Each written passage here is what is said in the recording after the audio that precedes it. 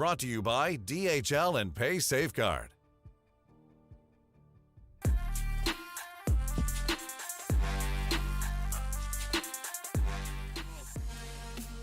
Hello and welcome to the 2021 ESL Mobile Open Spring Challenge Finals. My name is Banks and I am your host, and we've had an impressive journey so far to make it to this point, through qualifiers all the way through the challenge season, and now we're going to be presenting you with your Brawl Stars finalists. And to help me along the way and dial the stream up to 11, we're joined by some familiar faces. Is it, of course, Lethal and Ark? How are you doing, gentlemen? Doing great, thanks. Can't complain here. Finally, it is upon us now with the finals, and can't wait to see exactly how things pan out here.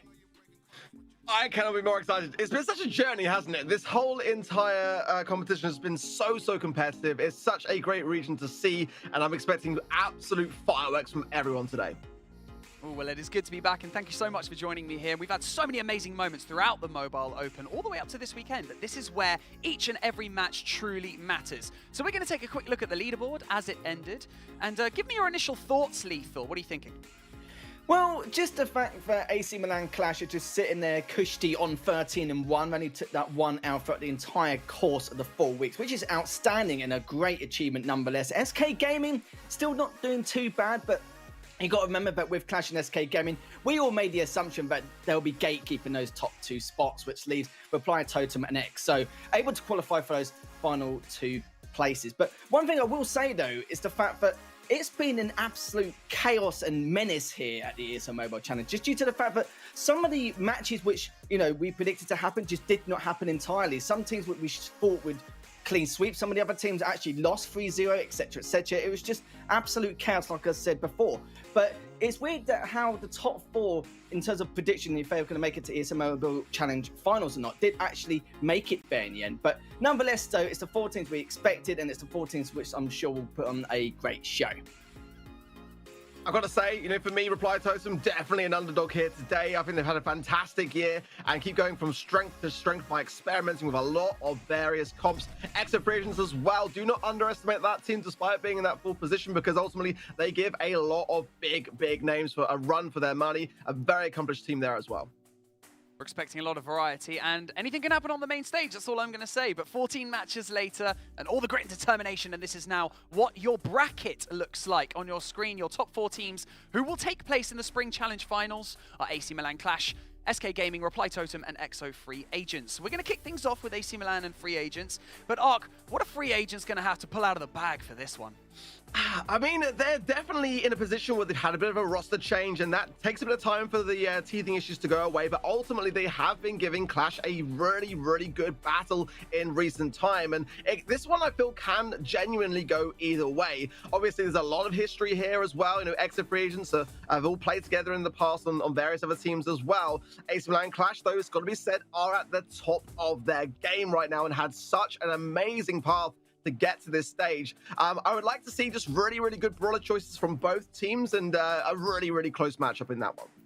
And Lethal, we've got SK Gaming and Reply Totem coming up after that. Is that potentially a bit of a mixy one?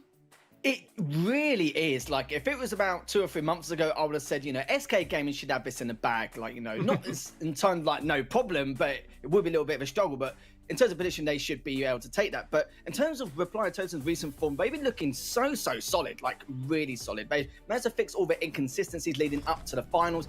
And it's going to be a scary thought, because the first time round, SK Gaming actually beat them 3-1. And then in the last engagement they had, only a couple of weeks ago, I think, they actually beat SK Gaming 3-0, which was a big shocker from all of us. We were very surprised with what we could see. But again, I'm glad they didn't ask for predictions this time round, just due to the fact that we got 90% of them wrong throughout the last 4 weeks, and we don't want that again, do we? So, well, like Ark said at the very beginning, there's going to be some fireworks, and today we're going to have 2 matches as they are seeded, followed by the lower bracket semi-final, and tomorrow will be the big day where we're going to crown our ESL Mobile Open Champion for Brawl Stars. But that's a ways off. We're not going to get ahead of ourselves, because we've got some Brawl Stars best of 5s to get through. And to kick off today, we have AC Milan Clash and Free Agents. So on your screens, you are now going to see the AC Milan Clash roster.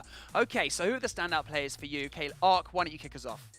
I've got to say, Lenan he's had an amazing year so far. I mean, joining the roster obviously early on in the year, and boy, what a mark he has made. Joining, of course, Chaos and Guille, and they've been there since the very beginning, pretty much, and especially in the Brawl competitive scene as a whole. But I've got my eyes on Lenan. I want to see some really aggressive players. I want to see some Mortis picks from him as well. I've got to say, this is a very aggressive playing team. They like to get up close and personal and really cause the ruckus.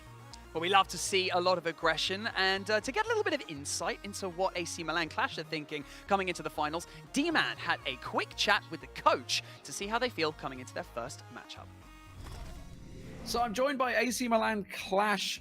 Obviously, it is Roll today. The coach, you've been here before. First of all, welcome. I want to get straight down to it because you guys absolutely blew away the competition, topping the tables, 13 wins, 1 loss. How do you feel the season went for you? Obviously, I mean, it went well, right? But, how do you feel it went in terms of games? Because you had some pretty close games. Yeah, we have a lot of close games, but we have prepared every set for every team. Like, we don't have a lot of competition right now, so we are focusing in the ESL. So we have prepared each match, and even the close match, we know what to play in the last set. So I think we did really good. And how do you feel? Obviously, the European scene in a whole has really leveled up its sort of skill. It's getting stronger and stronger.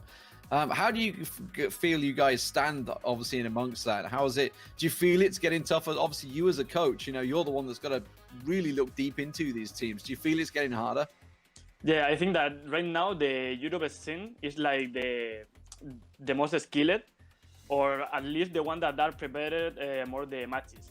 So when we play perhaps versus Totem or versus Big, XO, these are teams that are not the best in Europe, but we know that if we don't prepare the match, we are going to lose, So we need to prepare each match, even, I don't know, perhaps we're going to play versus the last of the league, but we need to prepare it anyways. So I think that is it's something good for the European scene.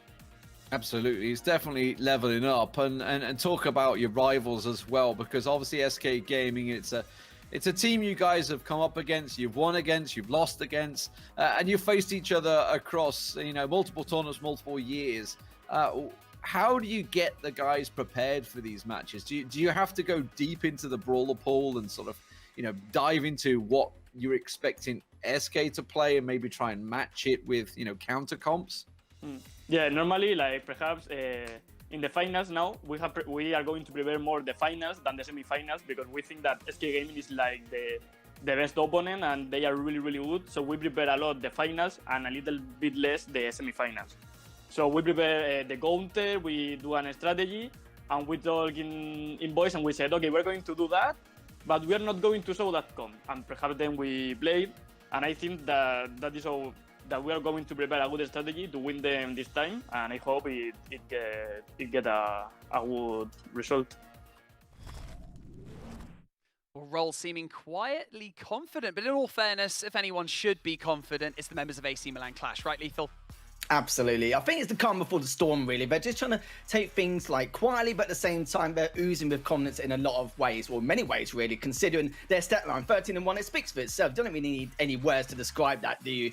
But I'm interested to see what they bring to the table in terms of compositions, anything they hit up their sleeves up to this moment. So there's going to be a huge amount to talk about even after each set in this series, because it's going to be definitely one of the most interesting ones. And for EXO to try and absolutely give it's going to be a lot of work for them. Some people may say it's a tall order because of how things have panned out for the last couple of weeks, but we'll see how things go.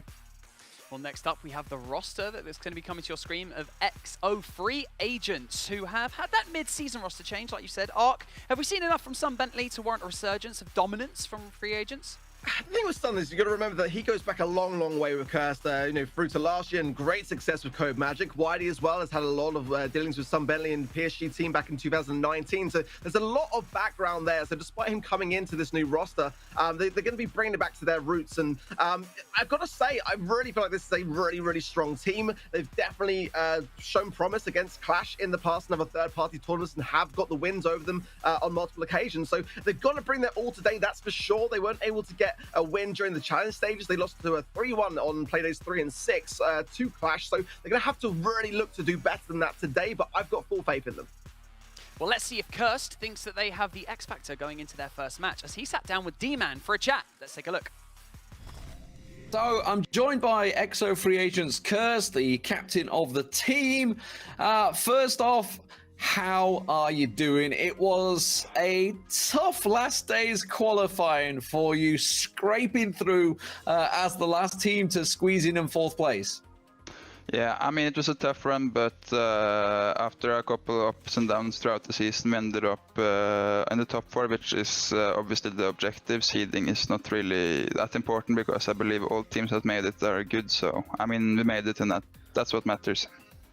And how do you rate the European scene? Obviously, it seems to be getting stronger and stronger as more and more tournaments come about. The competition seems to keep rising.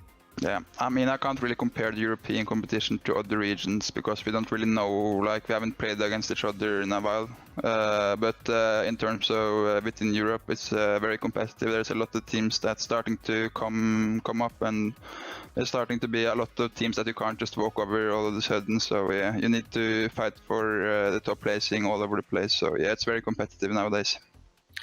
Now, I want to talk about what, now looking back, was an absolutely vital win. That was the comeback with Reply Totem in the last possible second. It was literally just a goal over the line as the timer was about to tick out. You know, what was going through, you know, your mind, the team's mind? Like, how was that as a team to sort of have to come back from that? And, you know, looking back, that was the win that's kind of got you here.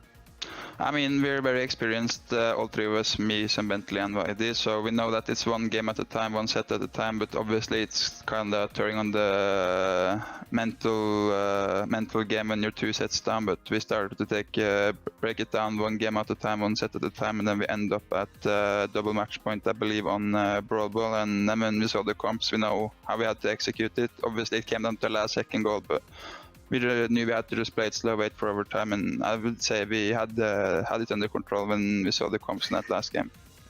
Had it under control. I love the confidence, no doubt about it. Now, you mentioned Sun Bentley. Obviously, he came in to replace Yoshi during the season. Obviously, a tricky transition, changing any player any time. Yeah. But to do it during the challenge definitely must have been tough.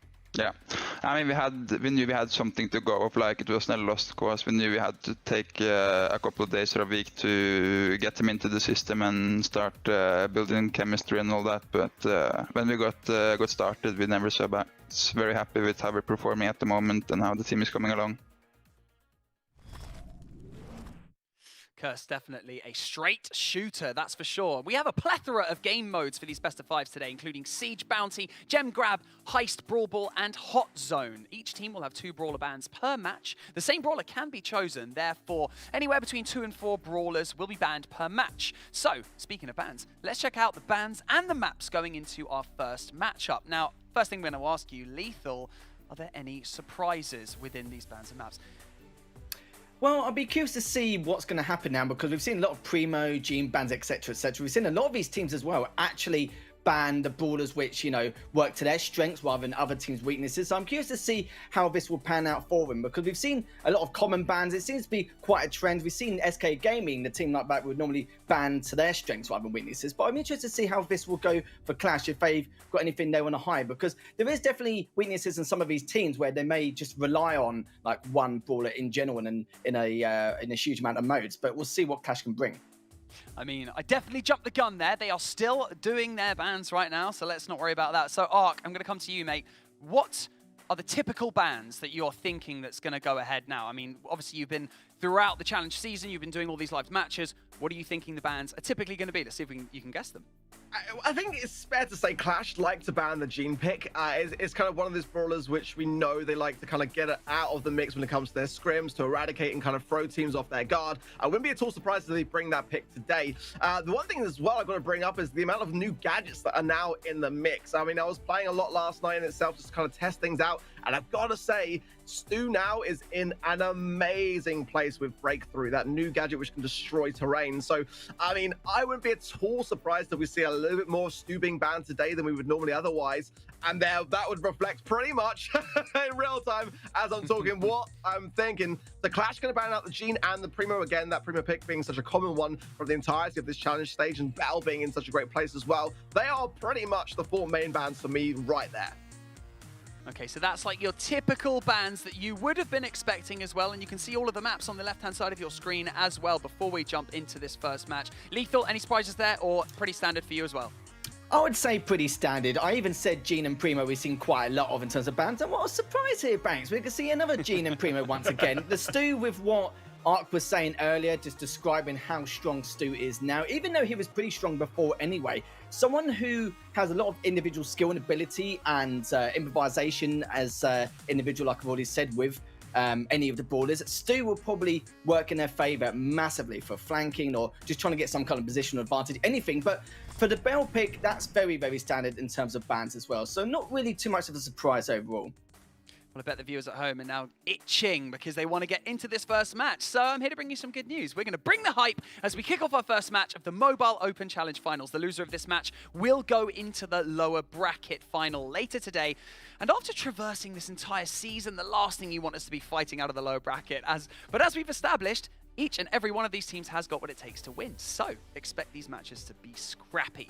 Lethal and Ark, I hope you're ready because it's time for our first match. It's AC Milan Clash versus Free Agents. You guys take it away. Thank you very much, Banks. Indeed, Ark, here we go. It's the first match of the evening, and we talked about predictions, we talked about win conditions, but I want to know your personal thoughts. Do you really feel like EXO can really give it to Clash and really take it that extra mile compared to their last two matchups in the ESL Mobile Challenge?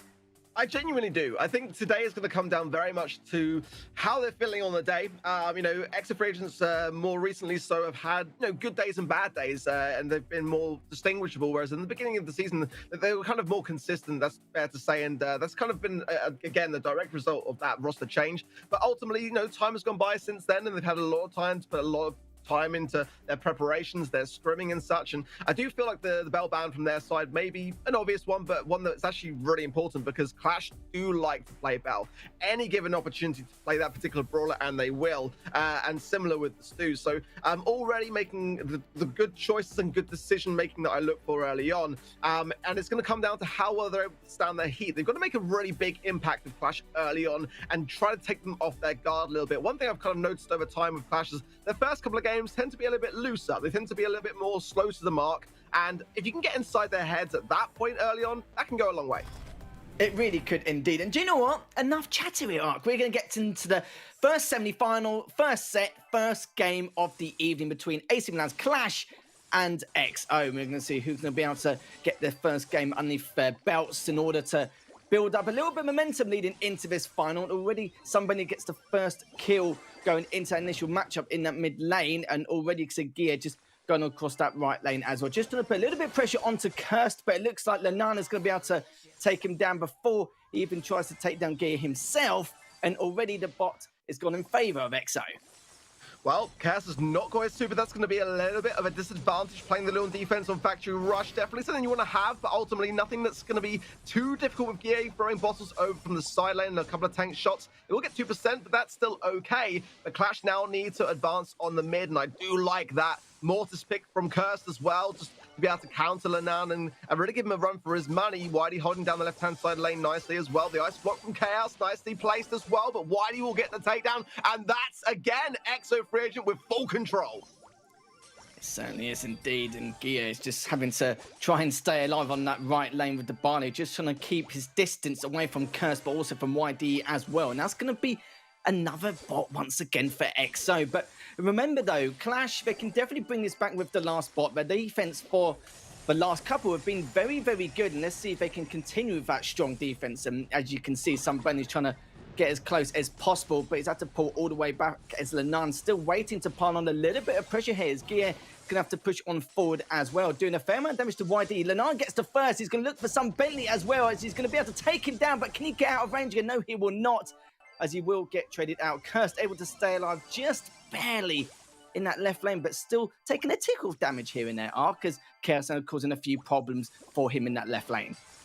Yeah, credit to Curse there to stay in the mix, because that really did make a big difference, and now the contesting of these bolts can continue. I think it will be a push for Clash. coming in level 7, but they've got to make this count. The advantage of this one being is that they can fully commit to it, but already the damage running down early on from Wiley, but Lanan now coming in with a dash, forcing back Sun Bentley, and this is going to be a really difficult defense for Exo Frisians with these particular brawlers in play. Curse knows that goes on the aggressive, tries to get some swipes in, but the damage already is enough for Clash to take this first game.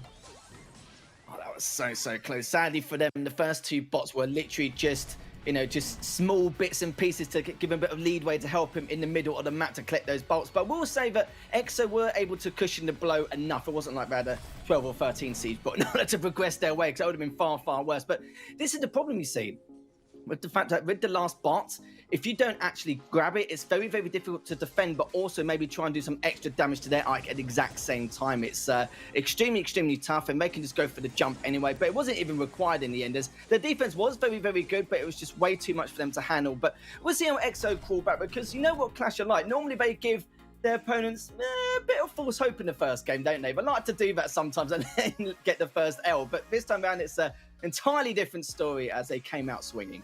Yeah, it was a riskier comp, I would say, from Exo Free Agents. You know, the Barley being an ideal brawler to have, just to be able to throw over the wall and to obtain a decent amount of damage. They really weren't able to get that much from their pushes, and that was the downside to what they had. It was one that doesn't really fare well on defenses. I think they might want to mix things up a little bit. I think that would be fair to say going into our next game, but definitely some lessons learned. I think that if they'd been able to get that third and final push, then it wouldn't really have mattered as much. We may have seen a bit of a dive from EA or something on the Barley, but ultimately, yeah, we're going to see the Colt, and I do like the Colt here. It's not going to be as effective without the Bell in play, but ultimately one that will give Kirsten a nice bit amount of range. I imagine running slick boots as well. And yeah, I think that's pretty smart for Sun to stay on the Piper, but he does need to break if they do get this first push, that defensive barrier, as he wasn't able to do it in the last game. He got it in the second round. We're ready to get an early break, especially as Clash are continuing to play that loop pick, which is so dominant on defense. Yeah, Bentley's very aggressive with that Piper as well, but I think he's just trying to get in range with the bot early just so he can get a few shots off, and Lanan picked up on that and made sure to get a very important trade. But as you can see, the bot's just been delayed very heavily on that structure, just waiting to see what they can do straight afterwards. Kirster's just going to leave it for now. He realizes that the Archie better take it down with ease, not taking a huge amount. At the same time, you can see it's taken about 22%, but Lanan can't push in any further, just waiting for his moment. He knows some Bentley and Curse did take a lot of damage there, but at the same time though, he was trying to take a few risks as Curse does take down Lanan, and Chaos is all on his lonesome here as he gets cleaned up, and now they have to wait again for the rest of the teammates to respawn and re-coordinate again. Okay, well, the tables have turned a little bit this time round. It's going to be Exo Free Agents with the push. I want to see Curse breaking the mid to allow the bot to go through, as it's a great strategy, and straight away he does just that, and that's going to limitate a little bit the effectiveness of the Lu. I like the way that Exo Free Agents are playing this one, a good healthy amount of damage that's not done yet, forcing out the medical, the healing tonic there from Guille to be able to give a little bit of healing to allow both Lanan and Chaos back into the mix early on. But they've got to get the push. The bolts are currently tied, and that's not a good place as Lanan goes in. Ow! And he's able to clear up on aisle 5. Fantastic aggression from Clash. I'm not gonna lie to you, he was waiting for that for so long, and the patience and discipline he had to try and execute that was just wonderful. Kirsto pushing up with the Colt to keep Lanan back, as that level 7 siege bot will be on the way of EXO. Let's see how they can defend it this time round. They are still quite far ahead, but only by a small margin actually now, as it's dropping down only by a 14% deficit, and it's going to be looking very difficult. Lanan's pushed all the way in to make sure he can do that additional damage, which he has done, which is fantastic stuff here from Clash. As Clash do take down EXO once again, and already 2-0 up in this first set. And it's a bit of a worry for EXO, really, because for Clash, this isn't really one of their strongest modes, probably one of their weakest, and they seem to be getting away with quite a lot. Yeah, I mean, they're sort of being able to handle the pressure really early on, because this was a decent push from Exo Free Agents, it must be said. Where Exo Free Agents, for me, are kind of struggling a little bit is with that third and final stage. Every time when they're in a pretty decent spot to see it through, Clash are just able to turn it around, and we saw that amazing play from Lanan to really ensure that round was theirs. And I think that's the thing that Exo Free Agents have got to be a little bit careful of. They're getting good pushes, they're getting decent defenses as well, but it's that third and final one that counts for so much, because you can really just fully commit with everything you've got and not necessarily play such an important role in terms of like keeping your survivability up. So I think that's the way to go for the next game, as this set could be over pretty quickly. It really could, yeah. Not the dream start for EXO, let's be honest. You know, we've talked a lot about them here, and for Clash to have their, you know, fantastic start overall in this first set, it's not really too much of a surprise, is it? But they're going to give their A game here coming into the ESL Mobile Challenge Finals. But let's see what EXO can do here. They've still got a little bit more time. They can still turn this around if they can, because it's not like they're getting completely swept aside. They've had some good map control, some good positional advantage in a lot of areas. But the problem is, you're right though, with that final bot each and every time, of course it's not a huge bot, but that's the problem. So you can't just leave two people to defend so you can attack their Ike straight afterwards. It's not that it doesn't work that way, it's just due to the fact that there's not enough DPS to keep that last bot back, because the chances are it's going to be a little bit of a beefy boy coming up towards their side. But we're going to find out who's going to get this first siege bot momentarily, as it looks like it's almost a tie, but Clash will be able to pick up that last bolt for themselves. And this is going to be a big advantage for them, considering they can try and bag that map control whilst they wait for one of the players to respawn and be able to resync with what's going on in the center. Well, good early damage to the bot. I don't think it's going to have enough to connect. I think Curse was actually wise to leave it there when he did, just in the event that it would get a little bit of damage. It wouldn't have been that much at all, really. But now under heavy fire from Chaos and Lenan going in on Sunbentley, who's a worthy target. Ultimately, Piper's going to really struggle with those Mortis interactions here, as now the control going straight over to mid. Again, the Herbal Tonic from Guille is going to be really advantageous to Clash to keep this control. That's 5 bolts, 6 being carried banked now. I've got to say, this feels like another push coming in, and so far, EXO Free Agents definitely showing signs of struggle. They're going to have to turn this one around quickly, as the Nun is not slowing down. Yeah, it's gone from bad to worse. They've had, you know, really good map control in the first couple of games, but it's kind of got a bit Pete Tong, I think, here. Arca's already had to pull all the way back to try and defend this bot to the best of their ability, which they will be able to, but it just depends on how much damage it's going to take. As Chaos has taken a YDE, Cursed just trying to hold onto that left lane, not getting the best of shots off, but let's be real here, as Lenan's with him to play that support and to be on clean-up duty, as he does clean him up nicely in that left lane. But Sunbentley, though, does clean up Lenan, but at this point it doesn't matter. The damage has been done, but the bolt count is identical. But you can see as well, with this early map control here coming into the last 10 seconds, this will be the final siege bot coming in, which will mean that Clash still trying to cushion the blow the best of their ability, as EXO do have those 6 bolts, but is this bot going to be big enough, though? And will it be able to, not only can they defend it, it's the fact that can they respond afterwards? It's going to be very, very tough. Honestly, they've got to make this one count, and it's not really much damage to have to do. So that's the thing really here for me. If Sun can get a bit of a break, the question is, can Clash defend this before it even reaches the Yike? At the moment, Curse has not got super. I'm not sure if he's got the range to reach it. They're going to commit now, and there's the damage that EXO Free Agents desperately needed, and it couldn't have come at a better time. A great start to turning this first set around, but definitely a lot still to be done.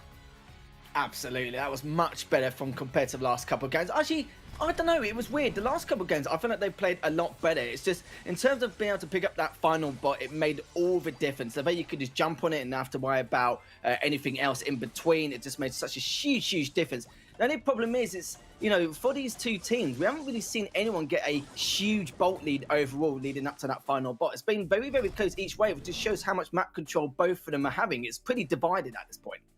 Yeah, and again, that idea that I mentioned before, EXO Free Agents really did put into play. It was a very important takedown. It's got to be said from Sunbentley with the homemade recipe to make sure that that's I think it was Curse that went down going into that third and final stage. You know, to level up the playing field there was so important. Had it been that 2 versus 3, could have been very difficult to bang the pulse that they did. So I think that they did very, very well in the circumstances. They've got to continue that same idea of controlling up until the very end. Bit of an adaptation from both sides. Actually, the Amber for Clash, the Surge pick for EXO Free Agents. I kind of like those changes. And also the Colt going to Lenan. I actually kind of like that. He's been playing a great Mortis, but let's see what he can do with the Colt.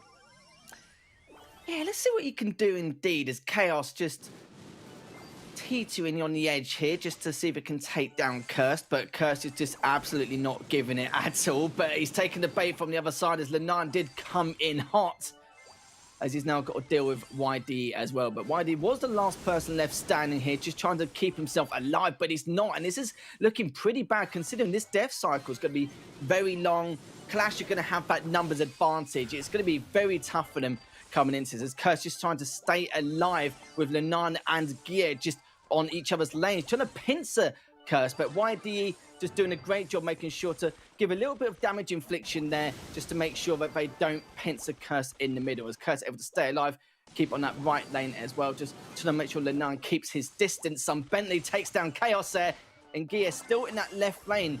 Wondering what he should do now. He is continuing to add a little bit of pressure. He has a few missed shots, and that's going to be a level 10 seed but now coming out for Clash. And it's going to be very, very tough indeed. As all three of them are actually just in that right lane, just making early preparations for it, heading towards that eye, and now Chaos manages to take down one, and it's going to be looking very bleak here for the side of EXO. Oh, it's a big boy, and they're making the damage count for sure. At the moment, this could be a one push. Oh, just taking down the nick of time. But now EXO Fringes have got to make these 9 bolts that are in their pocket count and add to it whilst keeping Clash back. This can be turned around. It's not impossible at all, but Clash will be looking to really end this early. I'm sure Lenan will be welcoming a super here, and he might be obtaining it. Wiley there, coming far away. Chaos has got his as well. It's a dangerous, dangerous place for EXO free agents. They're going to come back, try and defend this push. The bullet's coming in, and that is going to be enough for Clash to take the first set. That was perfect timing, because I was going to say that next bot was going to be a big lad. So if it's heading towards stay away, it's just not going to work in their favor at all. That's definitely too much of a milestone to be able to even try and stop, even if they attempted. But even though they probably could have done, don't get me wrong, but it's way, way too risky. And even if they didn't, they could come up on the respawn, have a little bit of ammunition to work with, but even then it will go from bad to worse once again.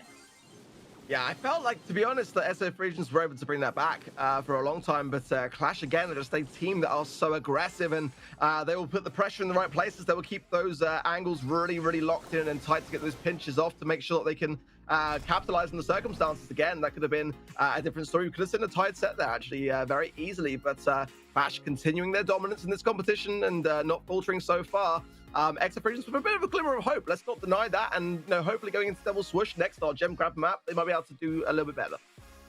Yeah, hopefully Clash not giving them too much false hope after that third game. We saw that already, but at the same time, I don't feel like EXO played bad at all. I thought those first 2 games, they were very strong. They had a lot of map possession. They had a lot of map control throughout the entirety of that. They had a lot of damage done. They just couldn't finish up a lot of those kills. They couldn't play with their food a little bit, but just couldn't be able to clean up some of their execution in terms of their attacks. It was just very, very tough. But I still think they did a great job nonetheless. And you could tell from the bolt counts as well. It was very, very, very close overall. We didn't see anyone get a huge lead apart from the last moment there you saw towards the end of that last game, but that was literally about it. And that's when you can see it's a clear sign that both those 2 teams have done a great job just making sure to keep as close and competitive as possible. The only problem is that a lot of people might know this anyway, but for Clash, that's one of their weakest game modes, I think. So even coming up to that next, we do have like Brawl Ball. I think that's the 3rd game mode anyway. I'm sure EXO won't be looking forward to that, which means they need to try and take this game at least to help themselves out. Because one thing I will say as well, EXO did look very, very good on a lot of the maps on Siege leading up to, the ESL Mobile Challenge finals, especially the last couple of weeks. And I'm not too surprised that they kept it quite close against Clash just then. Yeah, I think you got some really, really valid points there for sure. I think that EXO Regions would love to have taken that first set, considering that it is a decent mode for them. And again, like you're absolutely right, Brawl Ball's coming up in set 3 as well, which is definitely a game mode that Clash like to really go on the aggressive for. I think in that respect, it's a really important set that EXO Regions have to really focus on taking and battening down all those hatches on those side lanes and just making sure that they've got everything under control. It's something which, unlike Siege necessarily, is easier to turn the tides in Gem Grab. The Gene ban will be a big factor here, being out of the mix as being one of those key brawlers to turn the tide. I think that maybe Tara will take a bit more of a place in that respect. Possibly Amber, I feel, is a really, really strong lane. Again, the Stu pick here is a very good one to get out of the way also, and one that will cause a lot of problems on those side lanes. So definitely I think the bans will be very, very relevant here, possibly even arguably more so than some of the other game modes and maps. Well, you talk about the win conditions and what they need to do in order going into the next set, but you've seen a little bit of hope, a bit light end of the tunnel for EXO, and you've seen a bit of a taste of what they can bring. Do you reckon they can still bring this back and tide things up? Yeah, ultimately, it's the team which, had just been a land arguably got more experience in terms of lands, so they're definitely no strangers to pressure. They are able to recollect themselves and have done time and time again. The question is that day going to be today when it matters most against a team like AC Milan Clash? Again, the rivalry between these two teams has gone back a long way, and it has been very back and forth. It hasn't been as one-sided as we've seen Clash performing in the ESL Challenge. So I would like to hope that EXO can dig deep now and tie this one up and make things very, very interesting moving forward, especially with that Brawl map coming into play as well. Again, they make good choices. They make really, really good, solid brawler choices. I did like a lot of the cult that I saw, which was started as an idea from EXO Free Agents in those last matchups in Siege. I think that's a great idea to bring in, especially with Lou being so ripe on defense. So all those things are right. And like you said before, like the Siege games were very, very close. There was only a very small degree of margin of error that we saw really that came into play, especially on that third and final round. So definitely they will be taking those lessons on board and trying to bring the pace down a little bit going into Gem Grab, I would feel. Yeah, no, I completely agree. And let's be real here, Ark. How many times have we seen EXO be 1 or 2-0 behind in sets and then they bring it back? Like they've done it a few times against some real top-notch teams leading up to ESL Mobile Challenge finals. And normally that's the that's the bit where they actually get a bit of a kick at the backside and go, yeah, we should probably sort our lives out a little bit now and actually show them what we can really bring to the table. Because don't get me wrong, even with some Bentley, it's been a few weeks now, still in that honeymoon kind of phase. I normally call it back during the first month, maybe first couple of months of once the team's made, a lineup change or when something's changed overall. So, I think there's a lot more gas in the tank here for EXO. I'm sure you got to remember that it's very, very early days, but let's find out what EXO can do now in this second set. It's already Clash it up 1-0 in this series if you're just joining us in the first semi-final of the day. And we can see if EXO can make any changes to their style of play and be able to bring this back to try and topple Clash. Well, I do like the comp on both sides. They're for me the wisest ones. I'm expected to see some nice sandy gadgets on the Sweet Dreams side of things. Don't be disguised. It's not only on Sun Bentley is definitely playing sandy. Yeah, I mean, Amber for me here is a great choice to break open the map. Really, really much so. All those bushes will be gone by the end of the map, no doubt about it. The Ruin Sands star power as well. I think it's definitely the better one for Sandy as opposed to the Healing Winds. For me, I do like that one. But it's already EXO Free Agents that are back, way back in the spawn, and that's definitely not going to be to their favor now, utilizing a lot of those Sandstorms to push themselves back into the mix. Gems, though, however, are tied, and that's a really, really great thing. But like, now on the left-hand side of a nice Sweet Dreams gadget to stun out Whitey, it's going to bring back the favor of the flow back into Clash's possession. The aggression from Clash, it's unreal, isn't it, Ark? Considering when they were positioning themselves just to make their lives a misery on the respawn, it was just absurd. As Lanana still with the 6 gems here, just making sure he just cheekily collects a few here and there just to try and build things up for that countdown. But at the same time, you got to remember that EXO not far behind at all. They've actually tied things up. So even if they do get the first countdown, it's not going to help them in the slightest. They need to keep back map control still in order to keep them back, because they can obviously just tie the countdown as well. But as you can see, Chaos just trying to inflict a little bit of damage to both Bentley and Cursed, but you can see the discipline from both players in that middle and right lane is just doing absolute wonders. But Bentley almost taken down on 1,064 HP. Cursed does take down Lenana. It's going to make matters worse here for Clash. They've been taken down as well. The countdown has already started, and you can see already Ark they're going to try and pull back with 10 seconds left remaining. EXO shouldn't have any issues taking this. It's going to be a 3v1. He's got absolutely no chance here as they pull all the way back right at the very end, and EXO take the first game of set number 2. Very cleanly done, very clean. You saw as well just how EXO Free Agents were very cautious around not being greedy on the gems. That's a really, really big indicator that these guys are at the top of their game. It's something that we see too often when players and teams kind of see those dancing gems in the middle of the map, the shiny lights, and kind of go, ooh, shiny. You've got to be really, really careful to make sure that you're not needing to pick up more than you do. And that's exactly what EXO Free Agents did. Keeping that distance was so crucial as well to holding on to them through into the end of that countdown. So I really liked the turnaround. It was very close again. We're seeing this same recurring idea that just how little room there is in terms of error between the two. But this is a good start for EXO Free Agents. They need to now ride this momentum. Absolutely. They had a lot more discipline this time around. I think Bentley and Curse played wonderfully in that right lane. They were waiting for that 2v1 scenario to occur in that right lane. They waited for a really long time. I was thinking to myself, just watching them at that point, I was like, it's going to happen, guys. Just bide your time. They'll spread out eventually. At that one moment, they had to spread out a little bit too far for Clash. That's when they exploited it and was able to turn the tide, turn the tables, and they just took them down one by one just due to that numbers advantage. But by then, even when the countdown started, that was literally going to be it. That was going to be game over. And I thought at one stage, things were going to be okay. And YD did a good job, of course, in that left lane, just making sure, just keeps his distance, keeps him at bay as well. And like I said before, it was a lot of stalemate situations there. Clash were very, very aggressive at the start, and even trying to keep them on the respawn due to the lack of ammunition, just to see if they can be even more of a pain in the backside, just keep them on their side of the map, so they've got that gem advantage later on, and then be able to pull back a little bit earlier with that defensive structured setup. But YD, that was a very, very aggressive approach. Doesn't get taken down, sadly, but Sun Bentley does get a kill of his own. So Kirsten, Sun Bentley, they're just looking to stay alive. Bentley does pick up those 2 gems. Still tied up, but like I said, still early days. Well, the Sprout is an interesting choice from Clash.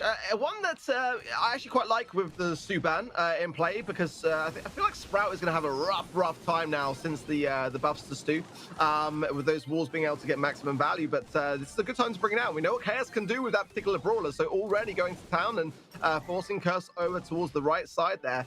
That will allow Gig to come in as well and just keep the pressure going. Definitely better. The Crow pick as well is an interesting adaptation from Clash, as Wiley gets to taken down there on the left-hand side. First under maximum pressure, leaving just Sun Bentley to it here in the mid, and he's got all the gems. He puts down the Sandstorm there to give themselves a little bit of cover to move back into place. But I do like the way that Clash have approached this one. There's a bit of a pop of the Psychic Enhancer, from the gadget side of Curse to see where Clash are. Not gonna be enough though. Clash is doing really, really well here, and they are now on to countdown. Chaos with his Sprout. It just looks so good here. But Sun Bentley just managed to rejoin with the rest of the pack, but it could be too little too late here. We'll see. As already Gear just making sure to try and keep them at bay once more. Lenan doing the exact same thing. But Chaos is in the bottom left. He's going to be here. He's going to be putting his feet up, chilling in corner. He's already done enough damage. But let's be honest, Chaos just went. He just went off literally on so many different occasions with that Sprout. And it was the perfect choice for him as well, because he knew that at some stage he is going to have to keep his distance. There will be plenty more stalemate situations, especially on that map, but that was a good way to turn things around. There was night and day difference compared to that first game. I love that ending as well. Just like, I'm safe in my space. Locking yourselves in with the walls. You love to see it. I mean, very, very different Clash. Got to say, not the comp that I was expecting them to bring in, it must be said. But one that worked out very well for them. They were able to keep Exo Freedoms really on the ropes for the majority of that game. And I think that's the way that Clash have got to continue on here, is just keeping that spawn trap at bay and just keep the pressure onto Exo Free Agents, because again, they had a great deal of momentum going into this game, and they could have very easily continued that, and with some changes, Clash were able to shut that idea down. Even with the Sprout pick as well, it can affect the composition in terms of dictating the pace. So it won't be as aggressive, but I feel like Clash knew that already. So they just thought, we'll make the switch anyway. We're not looking for any super kind of aggro approach. And it worked absolute wonders here. So we'll see what's going to happen now in this third game of set number 2. It's all tied up in this set. And we're going to see what EXO can bring to the table once again. Already Chaos collecting 2 of those gems. As now Gia just looking to recover. Chaos as well, just seeing if they can try and find some Bentley in the center lane. But it looks like nothing really too much to talk about here or dissect, apart from the fact that Curse was just overextending a tad, but knowing that he can use that super just to pull all the way back. So it doesn't even matter too much as Bentley. Oh, he's so close. Left Chaos and 70 HP. Lenan was also heavily damaged in that last encounter, but it doesn't matter as EXO have lost those gems. Lenan's a little bit, was looking to try and push up to collect them. He could have done, but of course, he didn't want to take the risk, which is perfectly understandable. So Clash currently up 4-3 in terms of gem lead, but things could definitely change depending on the aggression of Clash. Well, I don't mind the Piper pick here. I think it's quite interesting, actually, from Curse, but he's definitely going to have to be very cautious to break open the map very quickly and keep the pressure on, because ultimately the Amber can do a lot of damage when kept in the right places. So he'll be able to be a decent gem carrier here as well to help out Sun Bentley. So just kind of combining the gems between the two. At the moment, Curse is very exposed there. If Curse can get even a window of opportunity to break open that wall as well, it's going to be a big factor here. He's going to break his own here, which is not the worst idea. He can really go to town on a lot of the range. as Gear's putting a lot of pressure onto Whitey on the left-hand side, and Sunbrenly's wants to be very cautious. One jump from Lenan, those gems could go down the Slowing Toxin as well, coming into play here. Sun is going to drop the 3 gems down, leaving just Curse to be able to defend as Whitey comes back into play. Clash only 2 gems away from Countdown as well. This is so close, and already you can see Gear actually takes down YDE, and Sunbrenly's actually sneaked around in that right lane, and Gear's still in the middle, just making sure to keep the rest of EXO back. But look at this, Lenan and Chaos are both in the bottom left-hand side. They're going to push up, but they're going to have no time at all. They've realised that it's just too little too late, as Clash will take the 3rd game. Coming up 2-1 in the set, you can see they were like, okay, they could be in a numerous amount of places, but because they actually hit so early and they put in expect to be in the exact same spot twice, twice round, but a little bit of a shame. But I will say this, but Gear did a great job just making sure to keep that sense of control, just to be a bit of a pain in the backside, not just to inflict damage, but just to try and waste as much time as possible. And it worked, in all fairness. I gotta say that strategy is very underrated. I mean, if you haven't got a wall breaker for it, it's basically a free ticket to making sure that you ensure the countdown. And Chaos could have broke it if you had the super, but then you gotta get close enough to use it, and it wastes a lot of time, more importantly as well. So yeah, it's a new thing that I've seen from Clash recently. I like it. I really think it's quite actually effective. Can be a troublesome thing with brawlers like Tara, but ultimately if you've got that distance and you've got that time to your disposal and no supers on the other side of the map, then why not, right? Why not hunker down and make your own home in the corner? Yeah, and they, built a good home there so far. They've been there a couple of times now. I doubt they'll go for a 3rd time because that's just taking the mick a little bit. But also at the same time, it's been a bit predictable. But then again, is it, predictable? They could do the exact same thing again, maybe, because EXO might not expect it. But I think things are going to be a little bit more different this time, as Lenan has brought out the Mortis. Not the best of starts, but it's okay. It's nothing wrong with taking a few risks at the very beginning. So, like the risk factor, not really too much of a surprise there. Gear trying to take down Kirsty. He was so weak. Took a lot of damage, but at the end of the day, he wins that duel on the left-hand side. Lenan is just so aggressive at Mortis, just looking to try and take anyone that comes his way. And, not, fairness, I like it. I really do. Just trying to pile on the pressure early to gain that early advantage. Gear just trying to stay alive. Takes down Cursed once again. Just catching with his trousers down once more, and Chaos pushing into that left-hand side once again, but Chaos has taken way too much damage. Actually, all 3 members have. This could be a time for EXO to make that push, but it looks like they're way too spread out, way too far away, and Lenan does take down Sunbrenly and looking to see if it can do any more damage to YDE. I gotta say, I feel like the Mortis pick was really smart from Clash, because they kind of almost preempted the idea of EXO Freezers going with the Sprout pick, and you can just see how easy Lenan is finding this interaction here. He's going to bring back 9 gems. Mortis gem carrier is back in the meta, it seems. Whitey's got that 1 gem as well that they need. Gie knows that and wants to put the pressure on here. Clash not being greedy though, they can just the only disadvantage to this now is that Lenan's got the 9. He needs that 1, but the pressure that Gie's provided allows him to pick it up, and he's not done yet. Gets the takedown on Whitey as well, and that's just going to leave Cursed all on his own. This is not the best of places for EXO free agents to find themselves going into Countdown.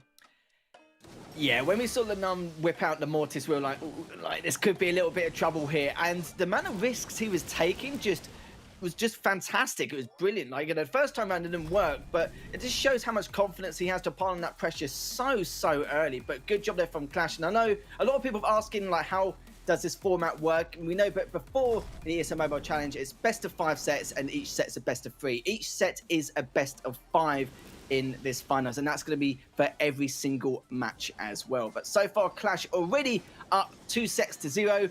We know what EXO can be like. They like to, when their back's against the wall, they definitely give themselves a kick in the backside and then start really revving things up. But against the Clash, it's going to be very difficult, probably a tall order at this point, because against someone like Clash or, SK Gaming, as another example, it's very tough to bring this back considering the circumstances they've now put themselves in.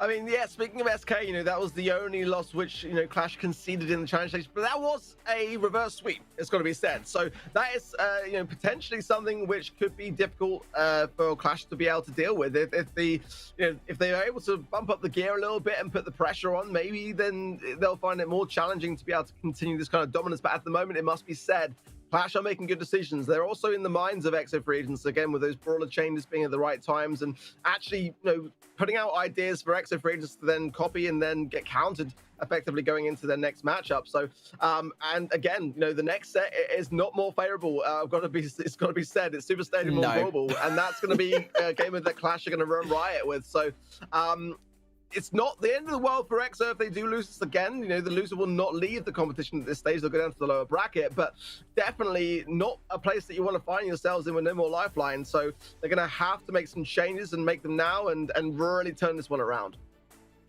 Absolutely. If you're just joining us, this is the first series. This is the first semi-final. It's the top 4 teams here. The ESL Mobile Challenge Finals.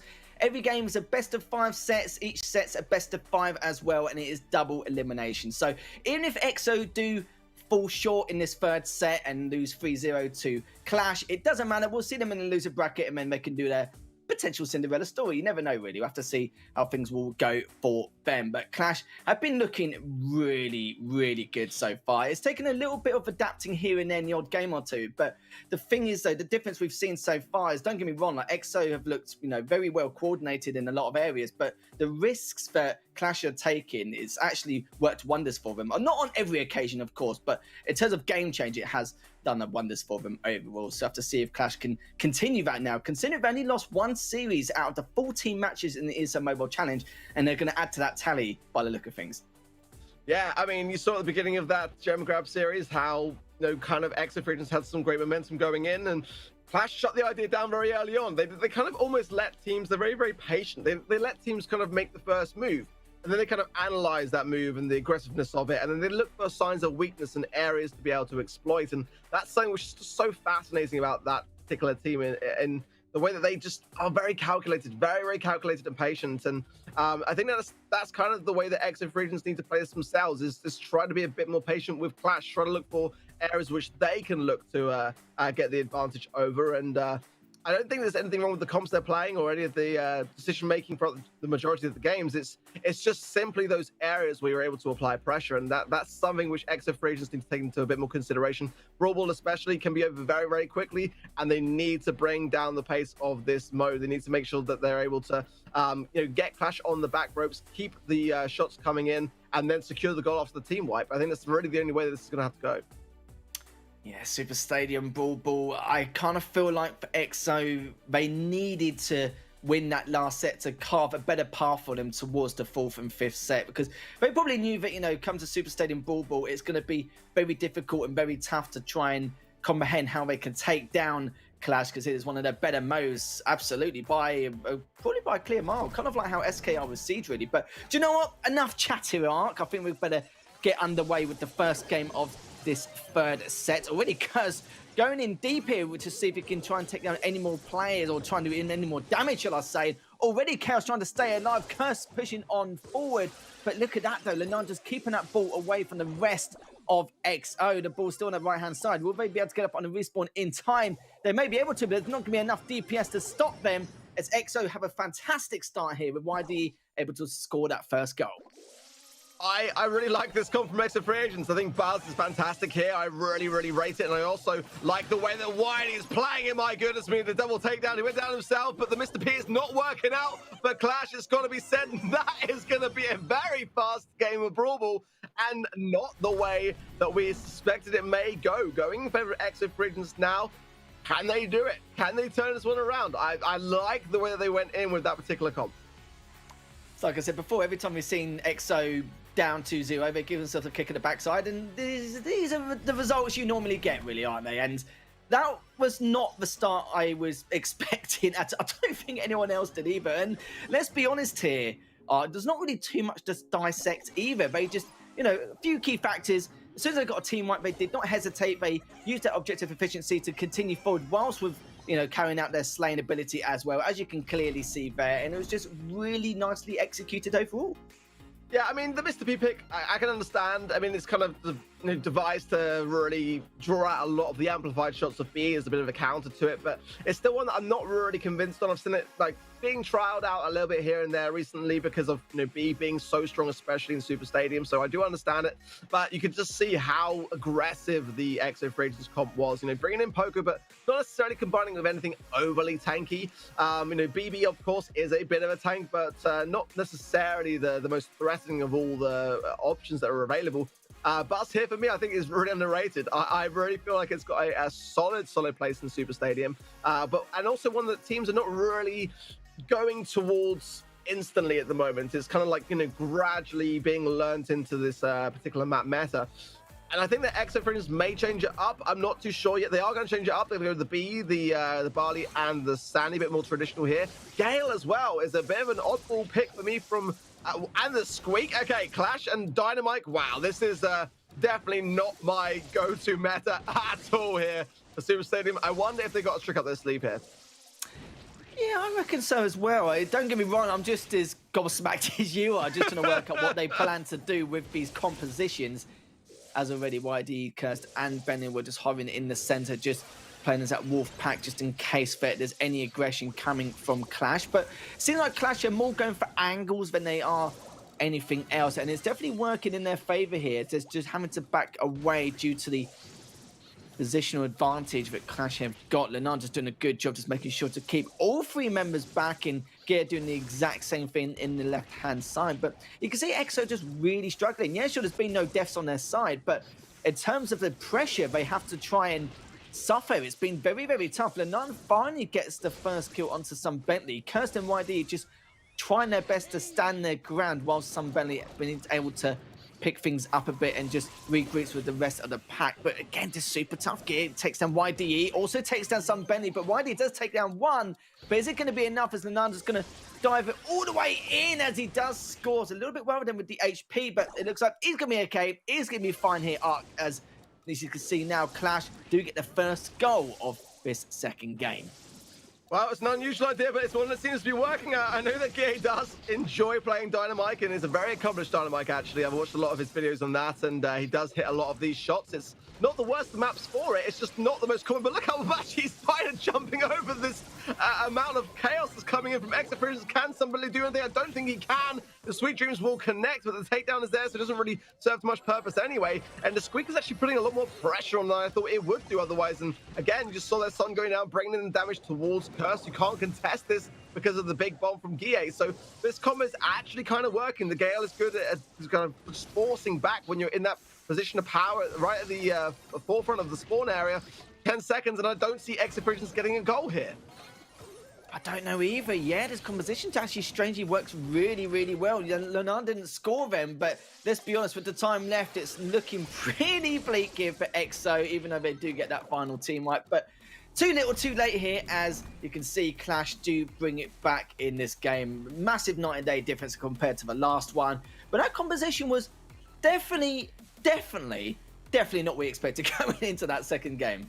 Yeah, definitely that. I mean, again, I do think that Dynamite's got a bit of a bad rep. I feel like he's not as much of a meme now as he used to be at all. He is kind of viable for me in some places, just not a go-to in terms of meta, but it's the Squeak pick for me that really kind of like turned my head a little bit. Because again, I haven't really seen it trickle into competitive at all recently. But again, I can kind of see why the thought process was there. I mean, Super Stadium is a very clustered together map, and ultimately there's only so many channels you can really go through, hence why B is a really, really solid pick here for sure. And the value as well that you can obtain in the control, it was quite phenomenal really from Clash's side. And one thing's for sure, EXO Free Agents did not see that combo coming. No, they definitely didn't. You can see at the very beginning, they were trying to play more together, like coordinate as a wolf pack, and then when they saw that Clash were taking more angles more than anything in positional advantage, they were like, okay, we'll try and do the same and see if we can win out some of these duels. But they just couldn't. They were pressured all the way back, and EXO took no deaths, but it didn't matter. The point was, but that map control with that composition was really good. Even when we saw the Dynamite canal, we were just like, what on earth's going on? But it did work, which was a little bit of surprises. So we are tied up in this set. It's coming up 2-0 in favor of Clash. We're going to see if EXO can respond in any way after that last game. Well, this is a great start, and already one the Curse will not hesitate to score. I do like the Spike pick. I just think that's a really, really great start for EXO Free Agents, and they need to keep this same thing up. This is what we saw in the first game, ultimately in one that served them very, very well, but now already, oh my goodness me, that was incredibly close. Someone will be able to get the ball clear, and a very important takedown, it must be said, in that death, because that's going to be able to delay things enough for Whitey to come back into the mix here. Bringing back in the Buzz, I like a lot. You're going to see the life plant there from the new gadget on the Spike side of things, but I got to feel like that was the chance that Clash really should have done better on myself. Yeah, it was a little bit of a shame there, but Chaos takes down Cursed in the end. Bentley and YD just trying to stay alive in the back center. Looks like they're just focused on keeping them at bay until they figure out what they want to do. I suppose they're just trying to look for any kind of positional advantage once again, and maybe take one or two of the players down from EXO and then be able to try and grab the objective. Gear just taking YD. Lenan takes down Bentley. Surely this is going to be it. Yes, it will. Lenan's going to nicely pass that in to tie things up in this third game. And yeah, I must say, EXO early on a very fast attack, and it was a great way to execute things. Lenan tries to stay his best to stay alive, does not work, and Chaos is on the goal line to make sure it does not slip through the side of Clash's fingers. But already Chaos pushing to that left lane, just trying to do the best he can to keep that ball away, and already inflicted a little bit of damage so far. Been a real pain in the backside once again to YD. YD looking to try and stay alive the best he can, but he just cannot. Bentley's the only one on the defense. Cursed gets taken down. Surely this is going to be it, and yes, it will be, as Clash win game number 3, and now are going to be on match point. Hugely important move for Clash, and one they're going to want to tie up now. You know, at the moment, EXO free agents have had a rough day, let's say that to say the least, and they've been very, very good at shutting down the ideas and keeping the momentum of EXO free agents kind of low, to be honest. They've had some really great moments, and they've had some very explosive. I mean, that first game was so explosive from EXO free agents, as it was again in Gem Grab, and yet again we're seeing the resilience really of AC Milan Clash just shining through today more so than ever, really, especially when there's so much at stake. They're still able to regain their composure and keep it for the majority of these games, and now on a match point, that's a great place to be on Brawl Ball. Yeah, it's very difficult. You've seen on a number of occasions, especially for Cursed in that right lane, it was just way, way too much pressure for him to even, you know, try and compute or even to try and handle. He did value his life really well, still managed to stay alive, but, you know, doesn't change the point that he's way too far the area in terms of the radius to actually be able to come and help in any way. And even YD at the end, you saw, it was on that left left lane, sorry, he was actually trapped and pretty much cornered, and he couldn't do anything. He soaked up so much damage, and you felt like he couldn't really value his life much again either. But Chaos already gets the first kill onto YD. Curse gets one of his own straight afterwards. And look at this. This is a very aggressive approach from Clash, but the only difference is this time round they do not win that engagement. Gear, though, gives him a bit of leeway here just to take down one of the players onto EXO. YD just finally clean up Gear, but does miss the goal line, which is a little bit of a shame. He was trying to get on that right-hand side, knowing that it was the only way he'll be able to score. Sadly, does not. Curse is trying to push in as aggressively as possible, but Chaos just holding a great angle there, pulls all the way back instead and pushes in to try and take a YDE, which he does. This is going to be a crucial push now for Clash. Chaos cycling so nicely, shut up my best. Oh, some belly off the line, a very important save there, but can Whitey make something of this? He has got his super to hand, he's able to intercept as well. My goodness me, it's going to turn in, I feel, to a bit of a battle between the buzzers here, as you got Whitey running on the Tougher Torpedo, Ice Sharp then on the Clash side of things. I prefer Tougher Torpedo, and Whitey is making it work so well, but now Lenan comes in with the takedown, but can he score? Curse is the only person to stop him. He can't do it. I was surprised to not see a little bit of a Sweet Dreams there as well for me. Maybe he's exacerbated them all already, but that is going to bring AC Milan Clash one goal up and ever closer towards taking this series. Yeah, this could be the final goal here. Is already Gear just trying to bait out YD if he can, trying to push around, trying to get a sneaky shot in, but does not do it. And Clash, they just have 1 minute left to hold on to this scoreline, and then they'll be able to win this series. This could be the final game for them. Remember, this is match point, and already Chaos done a huge amount of damage, but look, no one's around. They've all been taken down already. EXO have a lifeline here, tying things up in this fourth game, potential final game here. And already Lenan is just going in deep to make sure to try and take that YD. He actually does not. And Gear's going to get taken down as well. This could be an opportunity, an opener here for EXO to try and make something happen, but someone's already on the line. Lenan was able to save it, and Chaos takes down Cursed in the meantime. So now EXO back on the defense, and looks like we could be going to overtime. And that could be very bad news for EXO free agents, because Chaos is going to have the advantage on the buzz in that respect, having that wider radius to be able to earn that super to get the stun in. The stun being actually helped out a lot by his teammates, as it has to. It's less of a stun when you're running that star power, but Wiley coming in here at a critical moment in time, and Sunbelly was in the perfect position to save it. Now can Exo Freedoms pass the ball around enough to make something of this moment? They got the B as well to go hand in hand with what is a really strong overtime combo. They got to keep Clash here to be able to maximize that butt star power on the left-hand side. Oh, it's so difficult against a composition like this in overtime. They were hoping to finish it earlier than that, and Lenan still saves it on the goal line. Sunbelly takes him down, but at this point, a Clash just delaying the inevitable. Are they just trying to delay things so that it goes to a tie and then take it to another game? As they're trying to do the absolute best. But look at this, they've actually taken every member down here, Ark. There's 15 seconds left. It looks like they're not just delaying the inevitable. They may actually be able to bring this back. Deposit bounce to Lenan, and will Lenan be able to score this? He's trying to do the best he can. He's going to be able to score the final goal here for Clash. That was ridiculous, but remarkable at the same time. It did look like you saw from then, they were just trying to delay the inevitable. They didn't have much range in terms of what we want to do in terms of being able to execute any kind of attack, but they still brought it back, and great stuff from Clash. Wowee. Wow, down to the wire, Lethal and Arc. That was absolutely amazing. What a final map on Brawl Ball from AC Milan Clash. And I've got to say, each and every mode that we were kickstarting, free agents looked domineering. They looked really good. And then it just seemed like AC Milan Clash just quickly adapted. Arc, is that what you think happened? Yeah, honestly, AC Milan Clash are so patient in that respect. They're very, very good at reading the situation and kind of just like easing into things before really, vamping up the gears. And they did exceptionally well. I like the way that they kept Exo Freedoms on their toes a lot with some really interesting comp ideas as well. And they thoroughly deserved the win.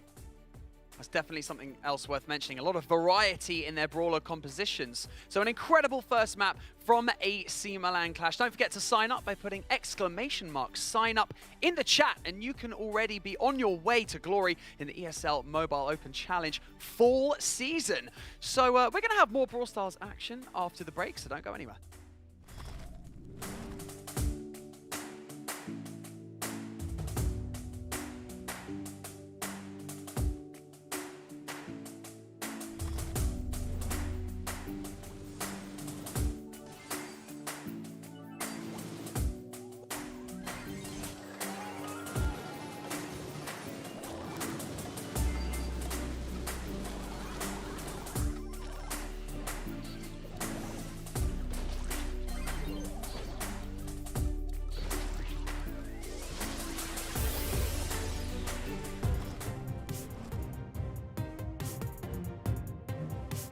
Brawl Stars is a fast-paced 3 versus 3 with a huge variety of game modes and objectives to consider in competitive.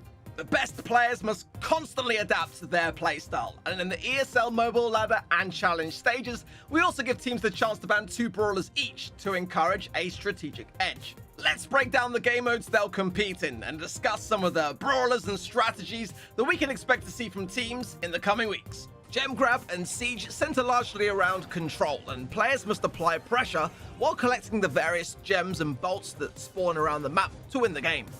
Popular brawlers you might expect to see in these modes are often win conditions, such as Jean, Tara, and Sandy, who each have the ability to turn a game quickly while also offering supportive measures through their healing abilities.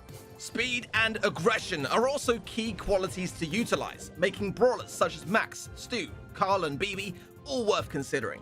Then there's Hot Zone, where the best teams are those who assert their dominance and establish both side lane and mid control early on.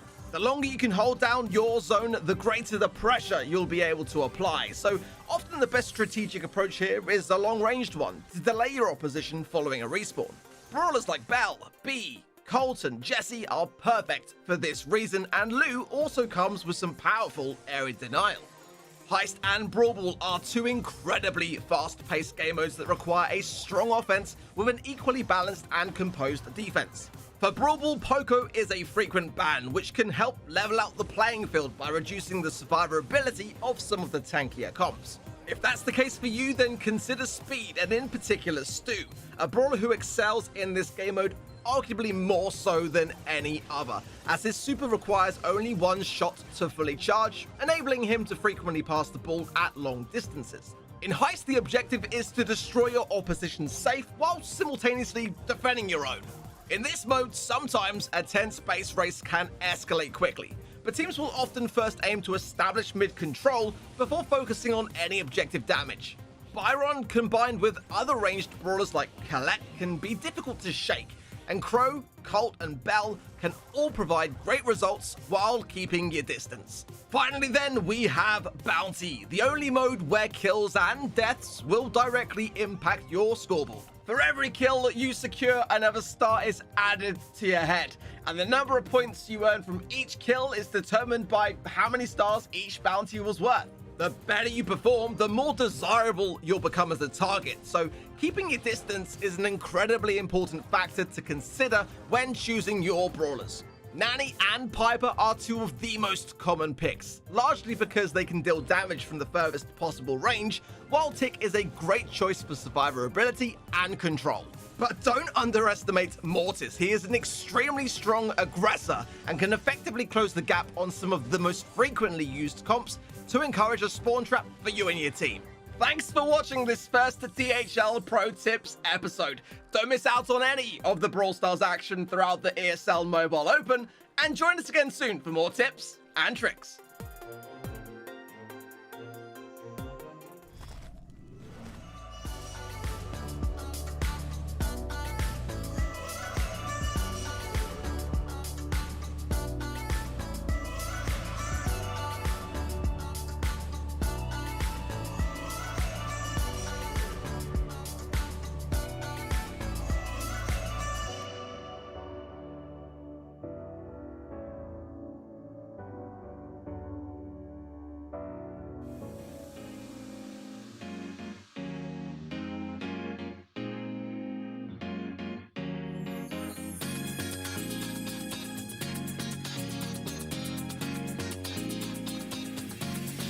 Ready for it.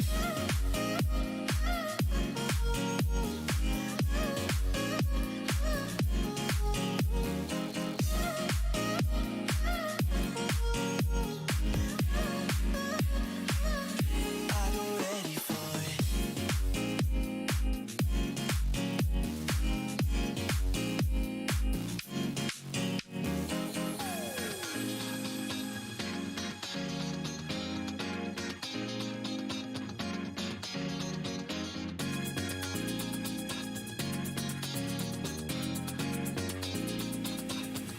I go ready for it.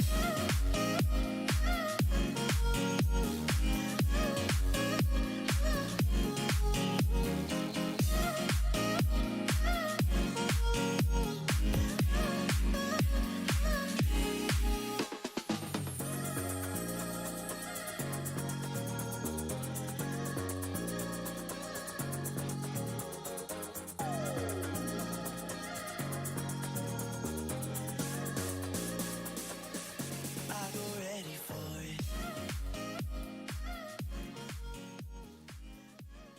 ESL Mobile Challenge is brought to you by DHL and Pay Safeguard.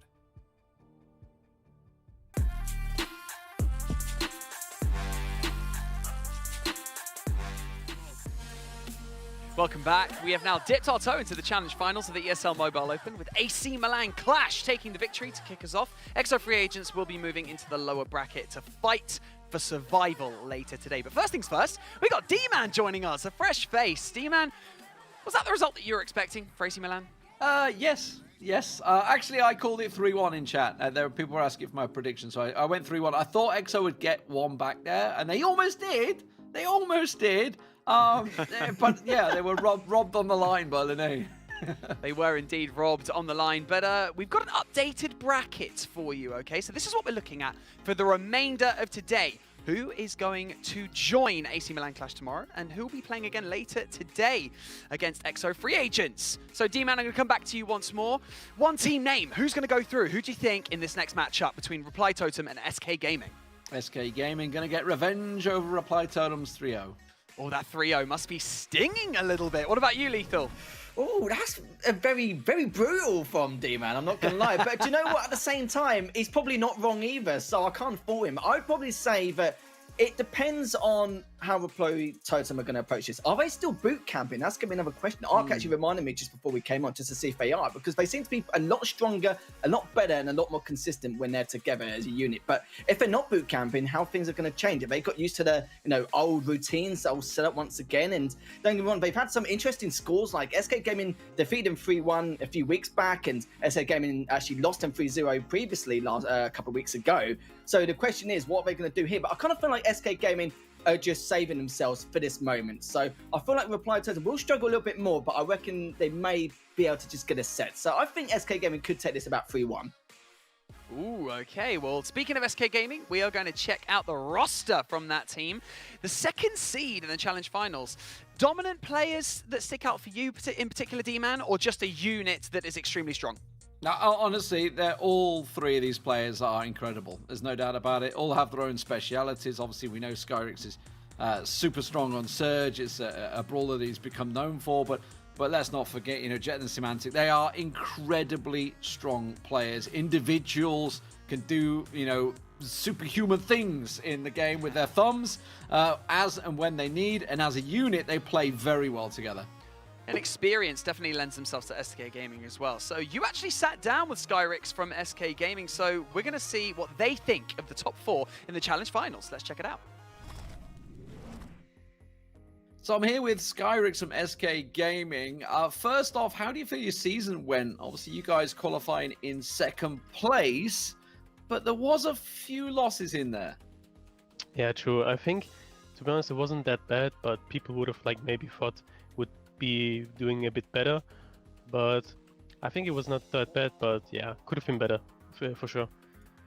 And obviously, you're going into the finals once again alongside your longtime rivals, I guess, in AC Milan Clash. Yeah. I mean, how do you feel this rivalry is going? Because you kind of take games off one another all the time. Yeah, I mean, the games between them is always really close and really intense, and it's always really fun to play against them. I mean, we faced them so many times in monthly finals, in so many tournaments, and yeah, I'm just looking forward to play against them all the time. And I think I'd be remiss to talk about and ask you about Surge. This is like the signature brawler that you've kind of been known for. Where did this all come about? Is it just a brawler that you absolutely love? Because you kind of managed to fit it into all sorts of metas that really shouldn't be there. You mean Surge, right? Yeah, Surge, yeah. There was a long time ago in the monthly final last year in August, and there was the new brawler Surge, and he was really strong, and I just played him a lot and made him a lot, and I just knew every interaction and just knew how to play with him, and then people just called me a really good Surge and stuff.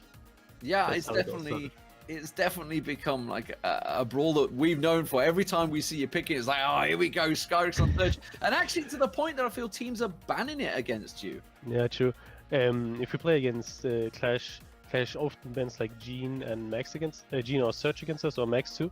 So they directly ban against us, but we also ban mods against them because we know MENA is a really good mods.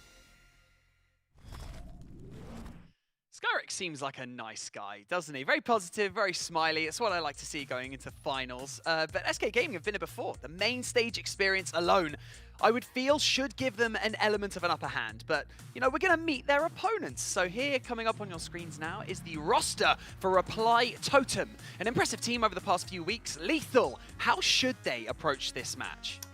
Well, hopefully to the best of their ability. We talked about it back in April and May, but there was a lot of inconsistency with this team, and you can never predict how any matchups will occur with whatever team they're playing against in the top of Tier 1 or back in Tier 2. But they've managed to rectify a lot of that here, and I said it earlier on in the pre-show, but it depends if they're boot camping or not. If they are, then great. It means they can really show their full potential coming in the series. If not, then we'll see if they can go back to their old routine back in their own places, and then see if they can continue with that consistency afterwards. But there's a lot to talk about here. Brazier is basically a hoover, clean up all these kills across the board.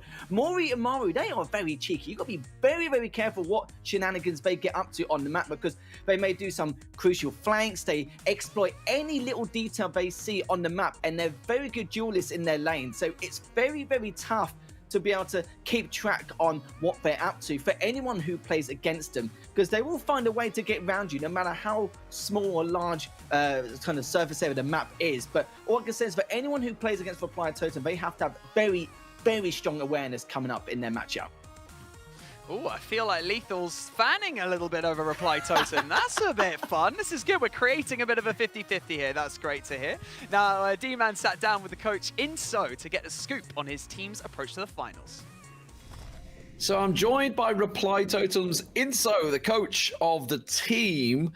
Congratulations to start with on qualifying through. I know I spoke to you during the show as well at the same time. How do you feel your season went overall? Hi, thanks for having me. And answering to your question, I think we're very happy with the results. Of course, our objective was to get in the playoffs and fight for the top 1 spot, and we managed to do so. So we're happy, and we'll see how it goes in the playoffs. And I'd be remiss if we didn't talk about the SK win, right? Because I feel that was kind of the game that tipped you over the edge, that got you through ahead of the likes of Big. It was a fantastic game. It was a 3-0 sweep of SK Gaming, catching them off guard with the buzz. Is it something that you specifically chose with the team to try and catch them off guard when buzz is allowed for the first play day? We didn't really train with Buzz or anything. We just felt like playing it in the game day.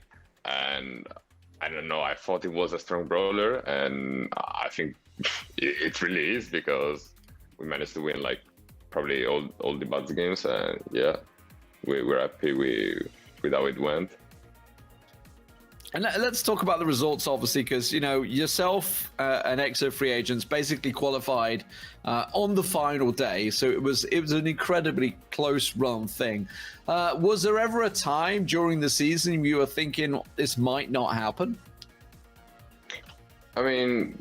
Probably when we beat SK and then we lost versus Big. We didn't really think that our chances were that high, because we lost versus Big twice. So we thought they were gonna get in, but then with all that happened with Tribe and everything, we had a super good sets win rate, so we managed to get in. But I think we did really well overall. We never really went down in the leaderboard. We were all the season in top 5, top 4. So I think we're quite fine. Inso living up to his name, Inso OP in that Twitter handle you can see at the bottom of your screen. Reply Totem have definitely been keeping their heads down and grinding out those hours, and it resulted in a 3-0 against one of the best teams in the business. So these bans and game modes could be crucial to see if Reply Totem can have that one up again against SK Gaming. D-Man, do you think that there are any specific game modes that favor these teams? Yes and no. We know that the SK can be very strong on Siege mode, but honestly, I wouldn't say they're weak on any map.